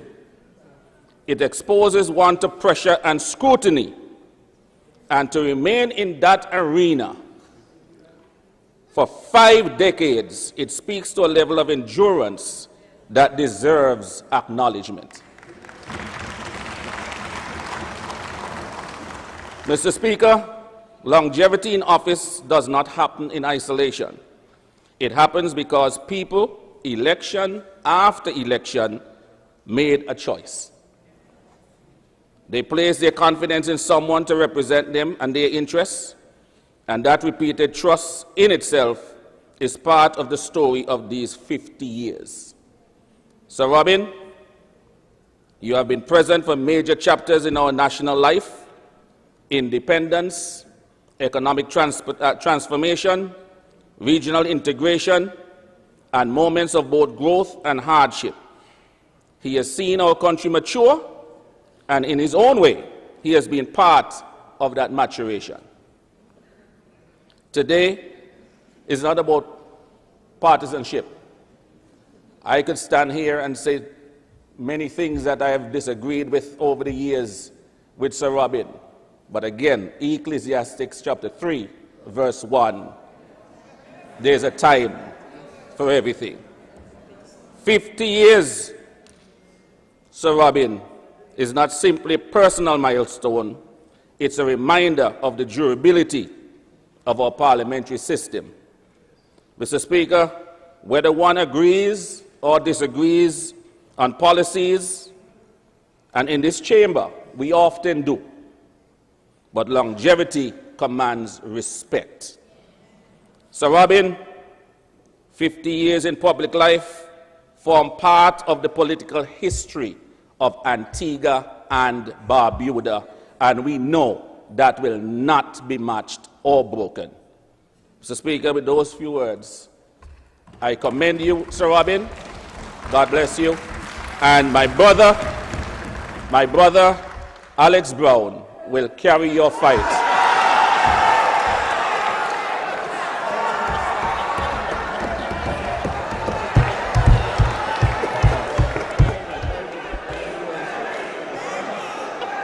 I recognize the honourable member for St. Philip's South. Thank you, Mr. Speaker.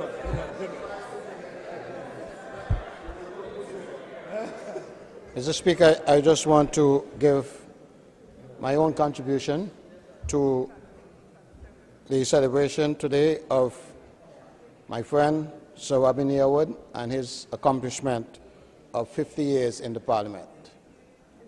I think 50 years in any marriage it's worth celebrating, because not many marriages can stand for 50 years. Your marriage to your constituency for 50 years is something worth celebrating. And I offer you my congratulations. May God bless you, and may God help you and guide you for the rest of your life. Thank you very much.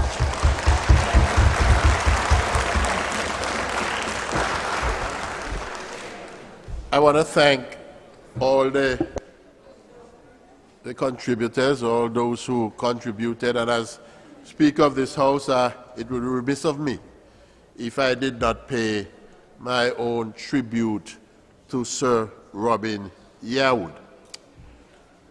In 1976, when Sir Robin was elected to Parliament, I wasn't even at the age where I could vote. So, 50 years later, when we are paying tribute to him, if anyone would have told me that I would be sitting in this chair, I would have said to them, go and have your head checked at Clearview. But I'm happy to be here today, and I say, it's only God. This morning when I came onto the compound, Sir Robin had just arrived, and he was out there smiling as ever, having a photo moment. And I was invited to take a photo with him. And I walked up to him, and in a voice that my father allowed genetics to play a dirty trick on me, the singing voice, I started to sing a few lines from one of Sir Robin's former constituents, Sir Rupert Philo, the Mighty Swallow. I just want to repeat some of those words, because if the Mighty Swallow was here today, I'm sure he would have created a new version of that song. 50 years, Robin at the wheel. 50 years, and you're driving still. All those politicians throughout the region, they proclaim you a great champion.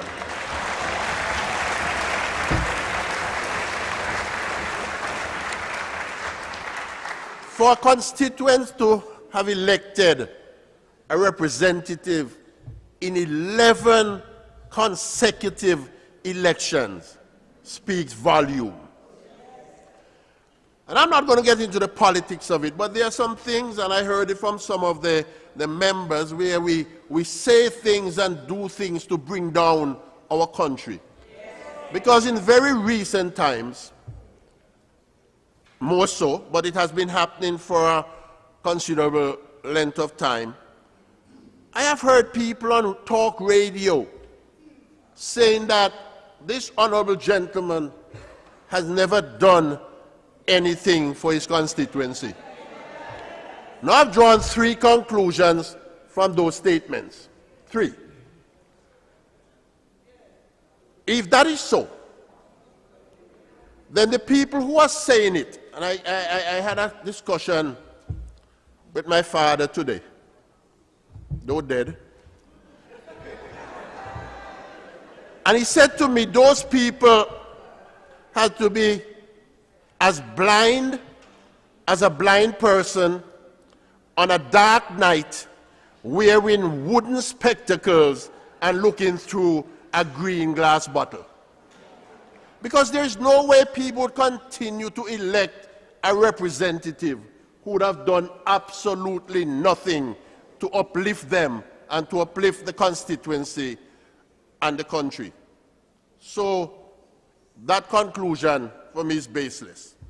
My second conclusion is for constituents to have elected someone for 11 consecutive years, that consecutive terms, 50 years, that individual must have been doing something right.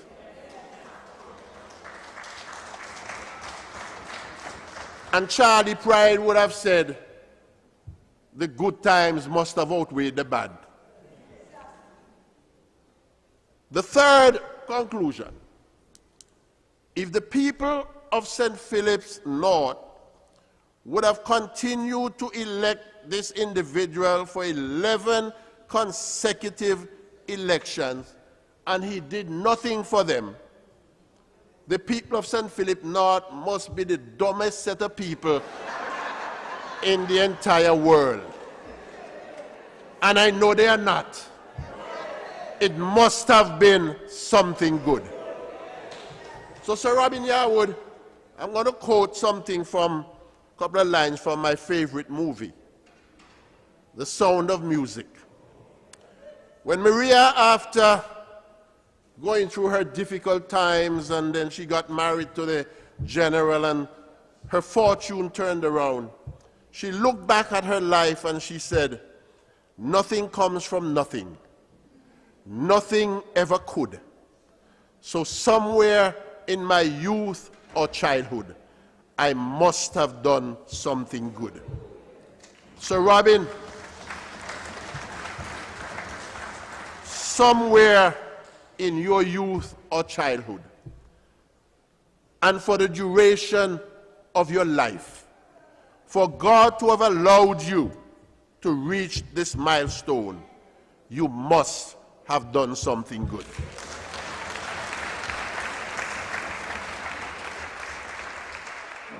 And so I want to wish you well. I want to wish you long life.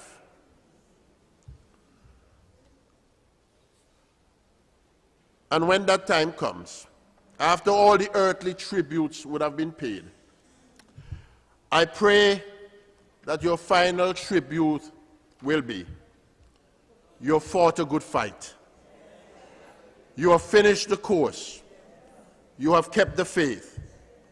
And the Almighty will say, henceforth, there is laid up for you a crown of righteousness, which I will give you on that day.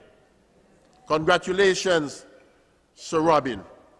May God continue to richly bless you, and may your life on this land that you have worked so hard to make a better place be long. God bless you, sir.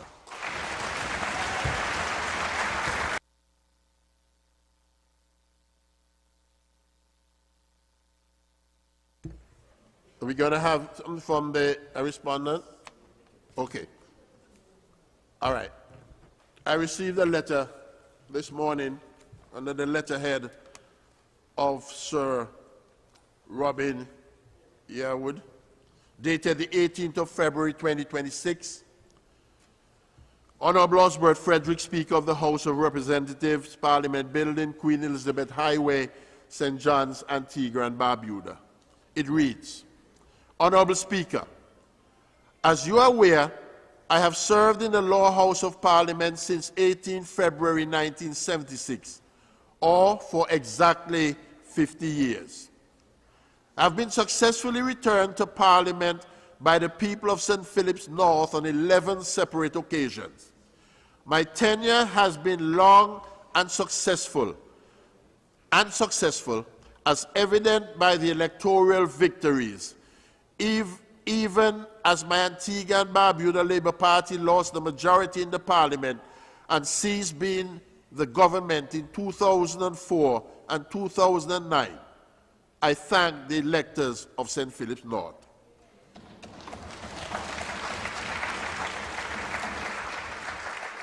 During my 50 continuous years and as elected member of Parliament, I also served as Minister of Finance, Deputy Prime Minister, Minister of Agriculture, Minister of Aviation, Minister of Public Utilities, with responsibility for a plethora of government agencies, statutory bodies, and departments.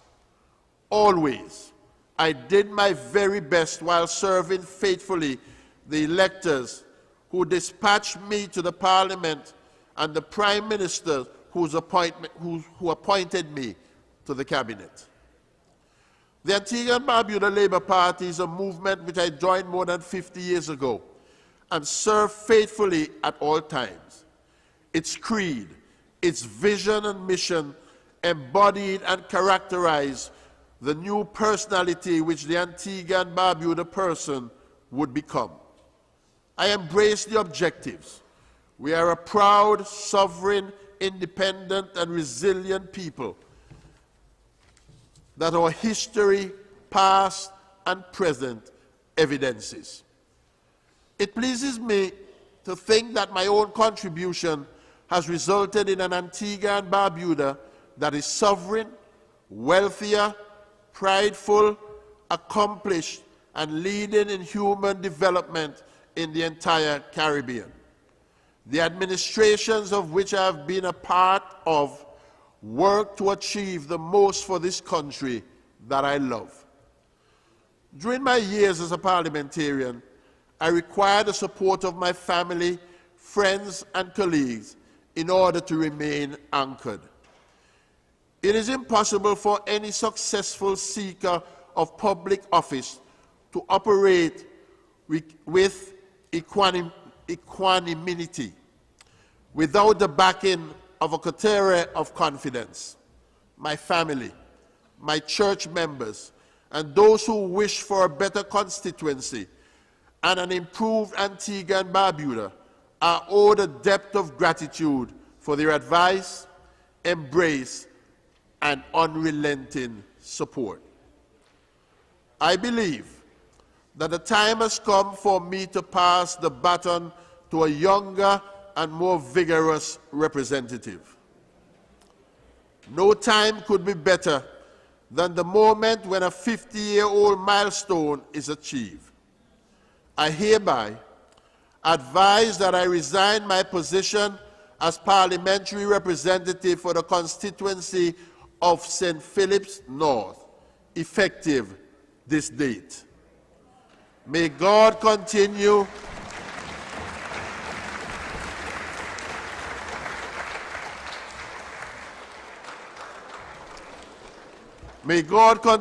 to bless this parliament and my beloved Antigua and Barbuda. Respectfully, Honorable Sir Robin YEARWOOD, St. Philip's North constituency.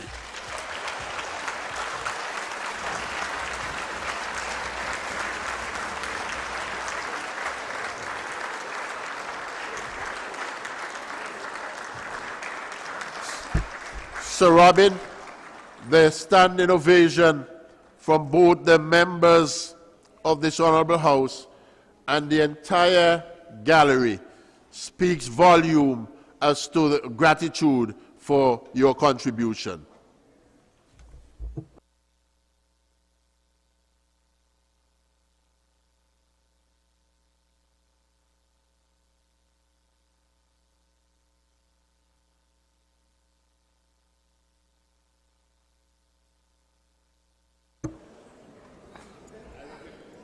I recognize the Honorable Attorney General.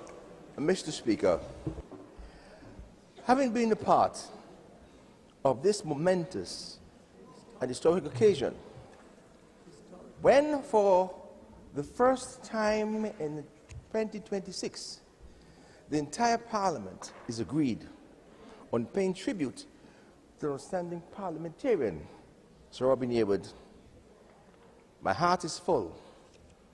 I am happy. You know, Mr. Speaker, Julius Caesar, many years ago, in the time of Rome, a Latin expression, vini, vici, victum. Robin came, Robin saw, Robin conquered.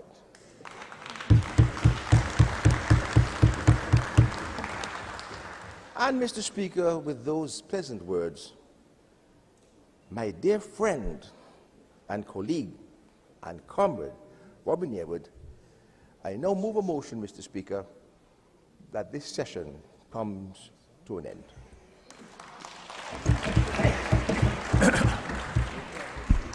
Mr. Speaker, with humility, I beg to second the motion. It has been moved and seconded that this honorable house will stand adjourned.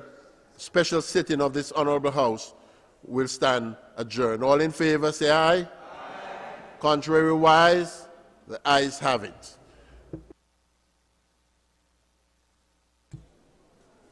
The special sitting of the House of Representatives now stands adjourned.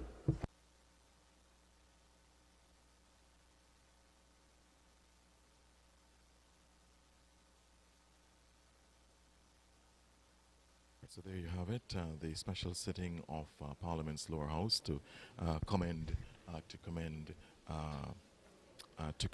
Sir Robin Yearwood on his 50th year in Parliament's lower house. Today marks the 50th year that Sir Robin is serving the constituents of St. Philip's North, and a letter there written by a letter written by Sir Robin and read out by the Speaker, indicating that he's resigned his position. A very quick comment from you, Aziza Lake. Today we had all the members of the lower house offer their tributes to Sir Robin Yearwood, who has served in the lower house, the longest serving MP in the Commonwealth, for 50 years. Over the years he served as Deputy Prime Minister, Minister of Agriculture, Land and Fisheries. He served as leading the opposition when the Antigua and Barbuda Labour Party was in opposition. He served as Minister of Aviation, Public Information and Public Utilities. You know, he's had a long and illustrious career.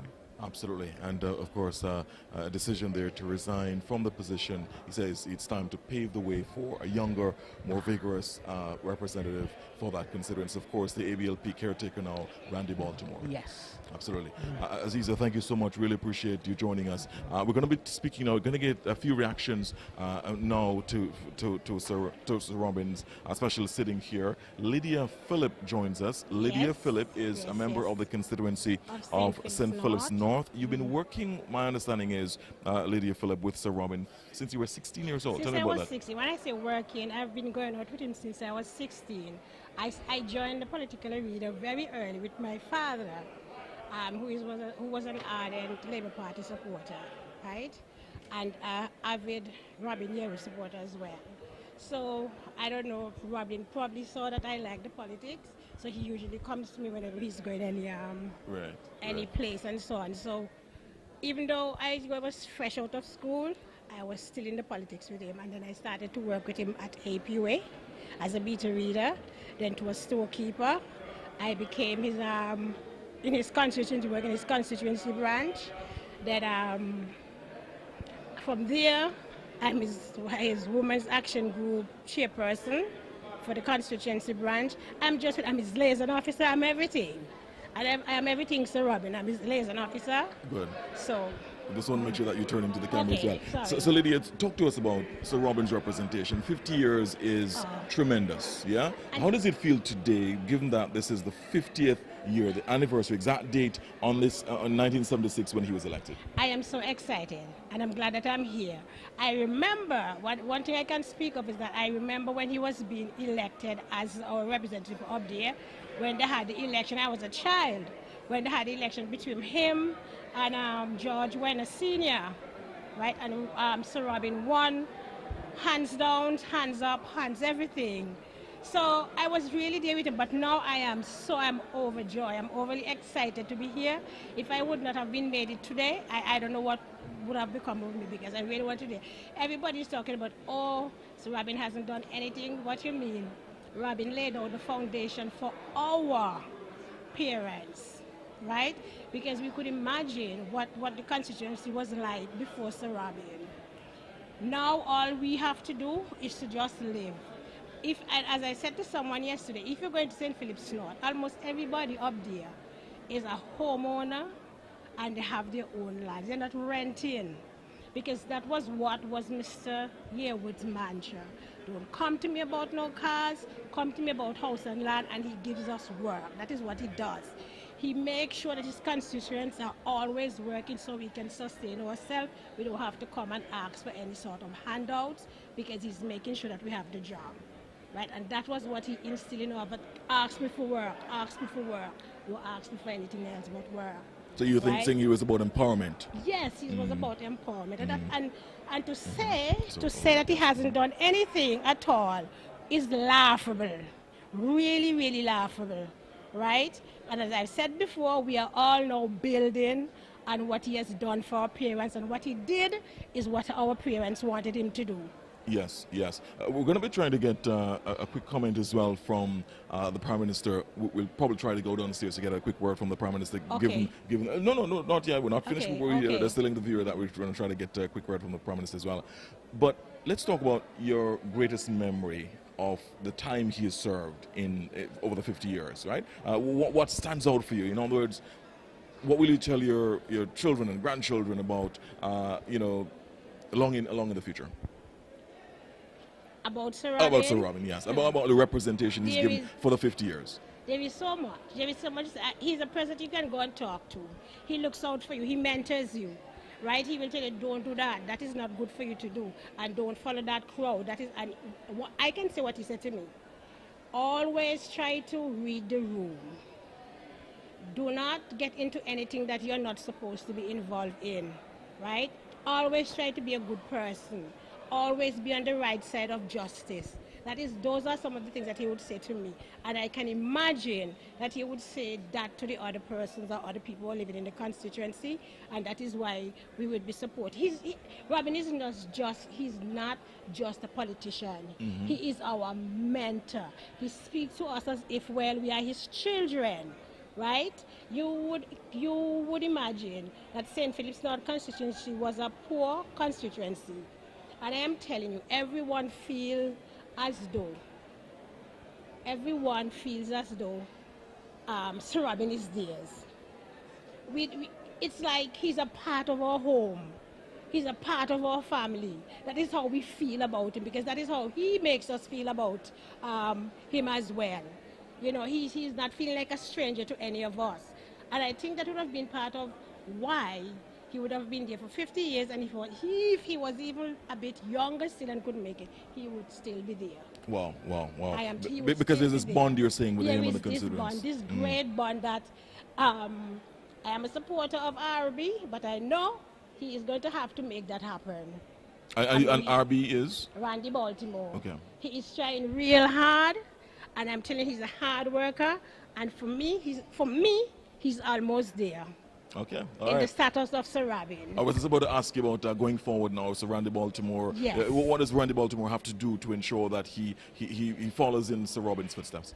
Well, he has been with Sir Robin for a long time, just like me, because both Randy and I were always with Sir Robin. We campaign with him, we do everything with him. So yes. I think he would see the way in how Sir Robin would go about with his people, and all he has to do from his heart, because I know whatever Sir Robin was doing, it was coming from his heart. Because nobody can interact with constituents the way he did unless it was coming from his heart and real, genuine love. So I guess Randy will have to just follow those same example, show the love for his constituents, make sure that they have food on their tables by giving them work to do. And I see he's on that track. Okay. Because even though he's just the caretaker, I know that so far he has made sure that a lot of people has gotten work to do. So he's going on the track as Sir Robin. Empowerment. Okay. That is what it is all about. Lydia Phillip, we thank you so much. I mean, we certainly talk another time as well, because you have so many members of the 50 years Sir Robin spent serving the constituency. We'll certainly talk another time, but thank you so much for your immediate recollections. And as I said, everybody is wishing Sir Robin continued good health and long life as he transitions out of the political arena. Thank you so much. Really appreciate it. Have a good one. That's Lydia Phillip. Yes. Who has been working alongside Sir Robin Yearwood since he was 16 years old. That's extraordinary. Thank you so much. Really appreciate it. All right, we're going to be getting some more reactions now as Lydia leaves us. We're going to be joined now by other members of the family and the constituency as well. So here is another reaction that we'll be getting, of course, here. How are you doing? We just ask you to turn to the camera so our audience. Just tell us your name and tell us the connection that you've had with Sir Robin. Oh, well, I'm Debbie Yearwood. Mm-hmm. I'm Sir Robin's daughter. I think, yeah. Excellent. Excellent. Debbie Yearwood, thank you so much for joining us here on our broadcast. Your take on what transpired here today. You would have heard the glowing encomiums of your father and how he has been serving the constituency for 50 years. It was unreal. I mean, hearing it being described, what we've lived through for 50 years of my dad's political life, it was just wonderful. It's the way we feel, that we felt as kids. We always knew that this day could be possible because of the love my dad has always had of his constituency. And so we said, you know what, if he continues to do right by them, they'll do right by him. Excellent. What stood out for you in terms of I mean, so many tributes from all of the parliamentarians this morning. What stood out for you most? What stood out for me most was just simply hearing the Speaker of the House pay tribute to him, hearing the Prime Minister say how amazing it has been to work with my dad through his career and learn so much from him. So it made me feel very proud that my dad could influence so many people and so many influential people in Antigua. Absolutely. What does I mean, there were a lot of tributes from parliamentarians to the family and yourself and the other members of the family to say, look, we thank the family of Sir Robin for having given him, I mean, sacrificed, you know, I mean, so much time because he would have had to spend a lot of time in the constituency and in, both in Parliament and also in the Cabinet. From the family's perspective, how was it for you to have, you know, given up your father for 50 years? Yeah, it has been the most amazing thing to do because we always knew he had a job to do and we respected his job. But I also have to give a lot of credit to my mom, his first wife. She kind of shielded us from the harshness of politics. A lot of times, you know, people don't remember their children, the children of politicians, and yeah, we have feelings, and people sometimes tend to be a little cruel, but because of my mom and her respect and love of politics as well, she shielded us a lot, and we're here, and we're here to celebrate our dad, and we just are so proud of him, and we love him. We love you, Dad, and we're so proud of you, and we're anxious to get him back because now we can celebrate with him and enjoy him because we've not had to do that for a long time. So it's very nice to be able to enjoy our dad in his retirement. I was just about to ask you that. I mean, what do you most look forward to doing while he's in political retirement? Well, for the most part, for me, it's just simply just hanging out with him. Hopefully, he'll come visit me. Because I live away, so I would love for Daddy to just come and visit with me, and if not, take him to the beach, because that's something I've never done, so that would be nice. All right, really appreciate it. Debbie Yearwood, thank you so much for sharing your thoughts with us. Debbie Yearwood, one of Sir Robin's daughters, speaking with us here this morning. Really appreciate it. Thank you so much. Let me get the microphone. Thank you so much, and all the best, and we wish you great times as you spend time with him in political retirement. Really appreciate it. Debbie Yearwood speaking with us there. I will get some more reactions from other members of the family in a short while. Of course, this is a special occasion here at the Parliament building. Right, one of his, another of his daughters, essentially? Yes, indeed. All right, so... Okay, right. Okay, there you go. Eldest daughter, yes, there we go. So now we have, members of the family walking in. Eldest daughter of Sir Robin? Yes, right? I am Brenda Tell me your Yearwood. name. Right? Mm-hmm. Brenda Yearwood. Excellent. Sir Robin's eldest daughter. Yes, I am. Very I'm good. His first daughter. Good. Eldest child completely or eldest daughter? Eldest. Overall. Completely. Very yes. good, very good. Congratulations on your father serving for 50 years. Now, 50 years in any field is tremendous. 50 years in politics, in representational politics, is even more extraordinary, given the cut and thrust of politics and how difficult it is. How do you feel today? Well, you just turn a little bit to the camera. Yes, there you go. Mm-hmm. I am extremely proud of my father's achievement and his service to the country and to his constituents. Excellent. What stood out for you as you heard all of his colleagues paying glowing tributes and saying so many great things about him today? What was the thing, probably the two things that stood out for you most today? The type of individual that he is, just basic down to earth. He never had a constituency branch office. His home was the office for everyone to come in and feel comfortable at all times. Wow, wow. How was it for you and other members of the family, given that he had to spend so much time in political life, in public life? I mean, he was not only the representative for 50 years for St. Philip's North, but he also served through most of those years in cabinet. So he was a minister and an MP. That would have taken a lot of his time. How was it for you as a family? How did you manage to, have him give so much of his time publicly?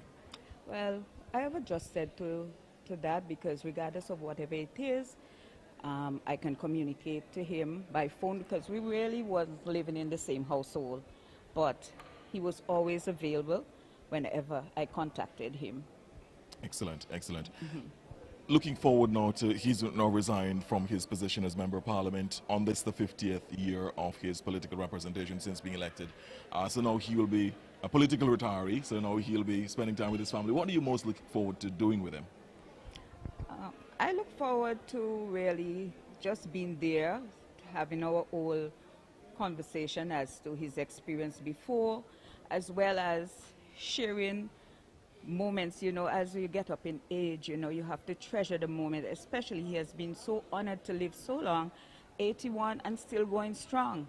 So I'm just looking forward to share moments that I couldn't share when he was in active politics, just to be at his side.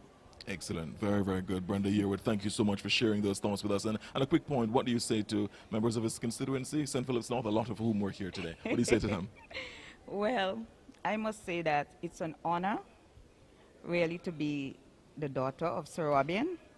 And also I want to say to the constituents, thank you, because without you, he could not have served for all those years.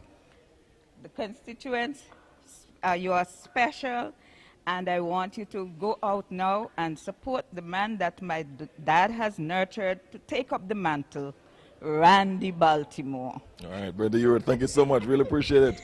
Thank you so much, and happy times with your father as he moves into political retirement. Thank you so much. Really appreciate it. Brenda Yearwood speaking with us. We're going to be getting some more reactions from other members of the Yearwood family. In fact, we can now speak with. In fact, let me hear with. There we go. So some of his grandchildren now. So let's hear from them. Yes, there we go. So getting some more reactions. There we go. There we go. Thank you. And we're trying to get another of the grandchildren as well. There we go. Excellent. Good afternoon to both of you. It does come a little bit towards. Yes, there we go. So tell me your name first. And you're both grandchildren, Sir Robin? Yes. Tell me your name first. My name's DeVay. DeVay. DeVay, right? Devron. Devron. Oh, DeVay and Devron. Okay, good to go. Tell me, how do you feel today, having listened to all the great things that were said about your grandfather and the 50 years that he spent in political Honestly, life? I'm kind of proud of him because he put in so much time, effort, dedication, and now we get to see it on show, and that the people appreciate him and everything he's done. Sure. Very good. Let me hear you, Devron. I feel the same, sir. I feel very happy. I feel the same, sir. Good. What stood out for both of you? I mean, most when you were, there was a standing ovation for him at the end. For example, when the letter was read out indicating that he's now moved on from political life, there's a standing ovation for him. What stood out for you? What was your biggest moment today, taking away from standing with Deborah? That I realized that we'll have more time with our grandpa and that we'll spend it with his last twilight years, what they said, that. Good, good. Let me hear from the Deborah. grandfathers, same. We're just excited that you have some more time with him. Yeah, more time with him. It would have been a difficult time during the 50 years that he spent in representational politics. Of course, you would have been much younger, so you would have just had the latter part of it. What do you remember most of his time while he was serving, while he was still Member of Parliament? What do you remember most of, any moment that stands out for you? Sorry with you, Deborah. Nothing really. He just has done so much, and there's a lot. Yes, yes, quite a bit. Any thoughts of going into politics, any of you? Maybe. Maybe? Depends. Okay, all right. Perhaps you could walk in your grandfather's footsteps. Who knows? At some other point. Those are big footsteps to fill. So, yeah. Thank you, Deborah. Really appreciate it. Thank you so much. Really appreciate it. And thank you so much to Deborah and Devron, both grandchildren of Sir Robin. Thank you so much. Really appreciate it. We want to hear from another member of the family as well, who should be joining us shortly. And again, the well of the Parliament building empty at this point because most of the representatives are pretty much all over. Let me hear from you very quickly, please. How are you doing today? I'm good, thank you. Always good to see you. Always good Great. to see you. So let's tell our audience, introduce yourself and your Okay. relation to Sir Robin. My name is Leslie Ann Yearwood. I am his great niece.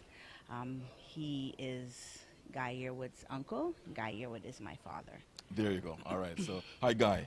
Guy Yearwood is an ardent viewer of ABS. So, Guy, I know that you're watching. Not hope. I know you're watching. So, good afternoon to you. Talk to us about how you feel, Leslie, and about what happened today. Mixed emotions.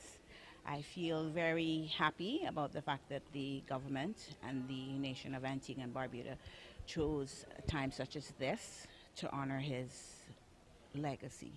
His 50 years in government, that's a long time. And I'm a little bit sad because I know this is most of what he's done all of his life.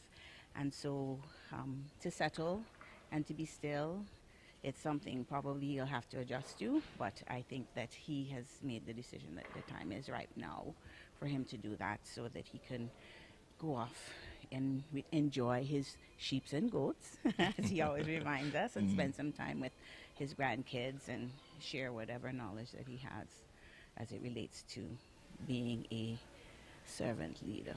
Yes, yes. And there was, for example, an anecdote that was given about the fact that he was humble, notwithstanding his years of experience and expertise. He was still humble. In fact, one of the times he served the Prime Minister who was, took food, for example, the Prime Minister in the cabinet room.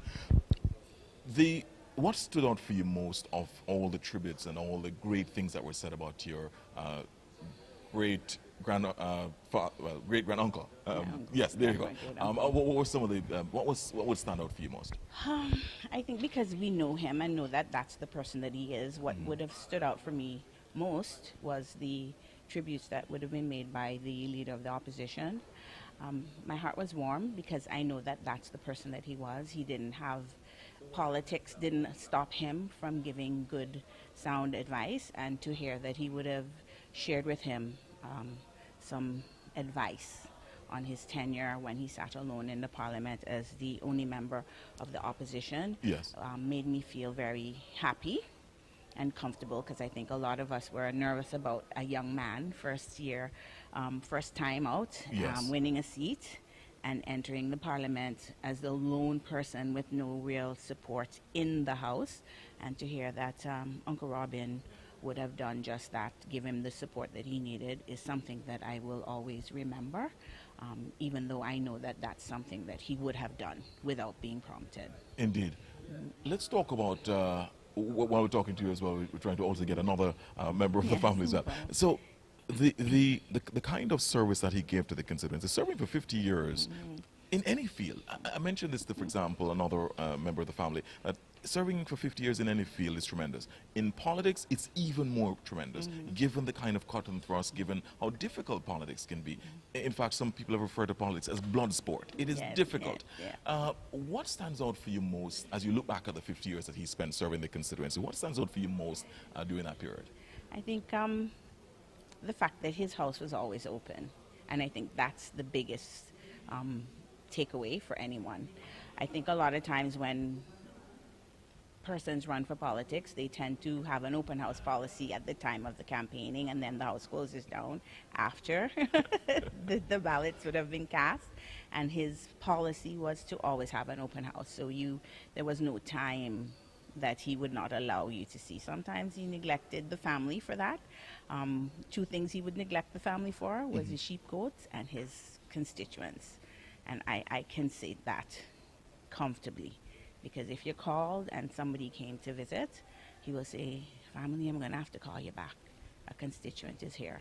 If you're called, you try to time your call. I remember once I called him very early in the morning. I said, I got to get in there before he goes off to the office to speak to him on something. And when I called, he said, you know, you're going to have to call me back now because my goat's sick.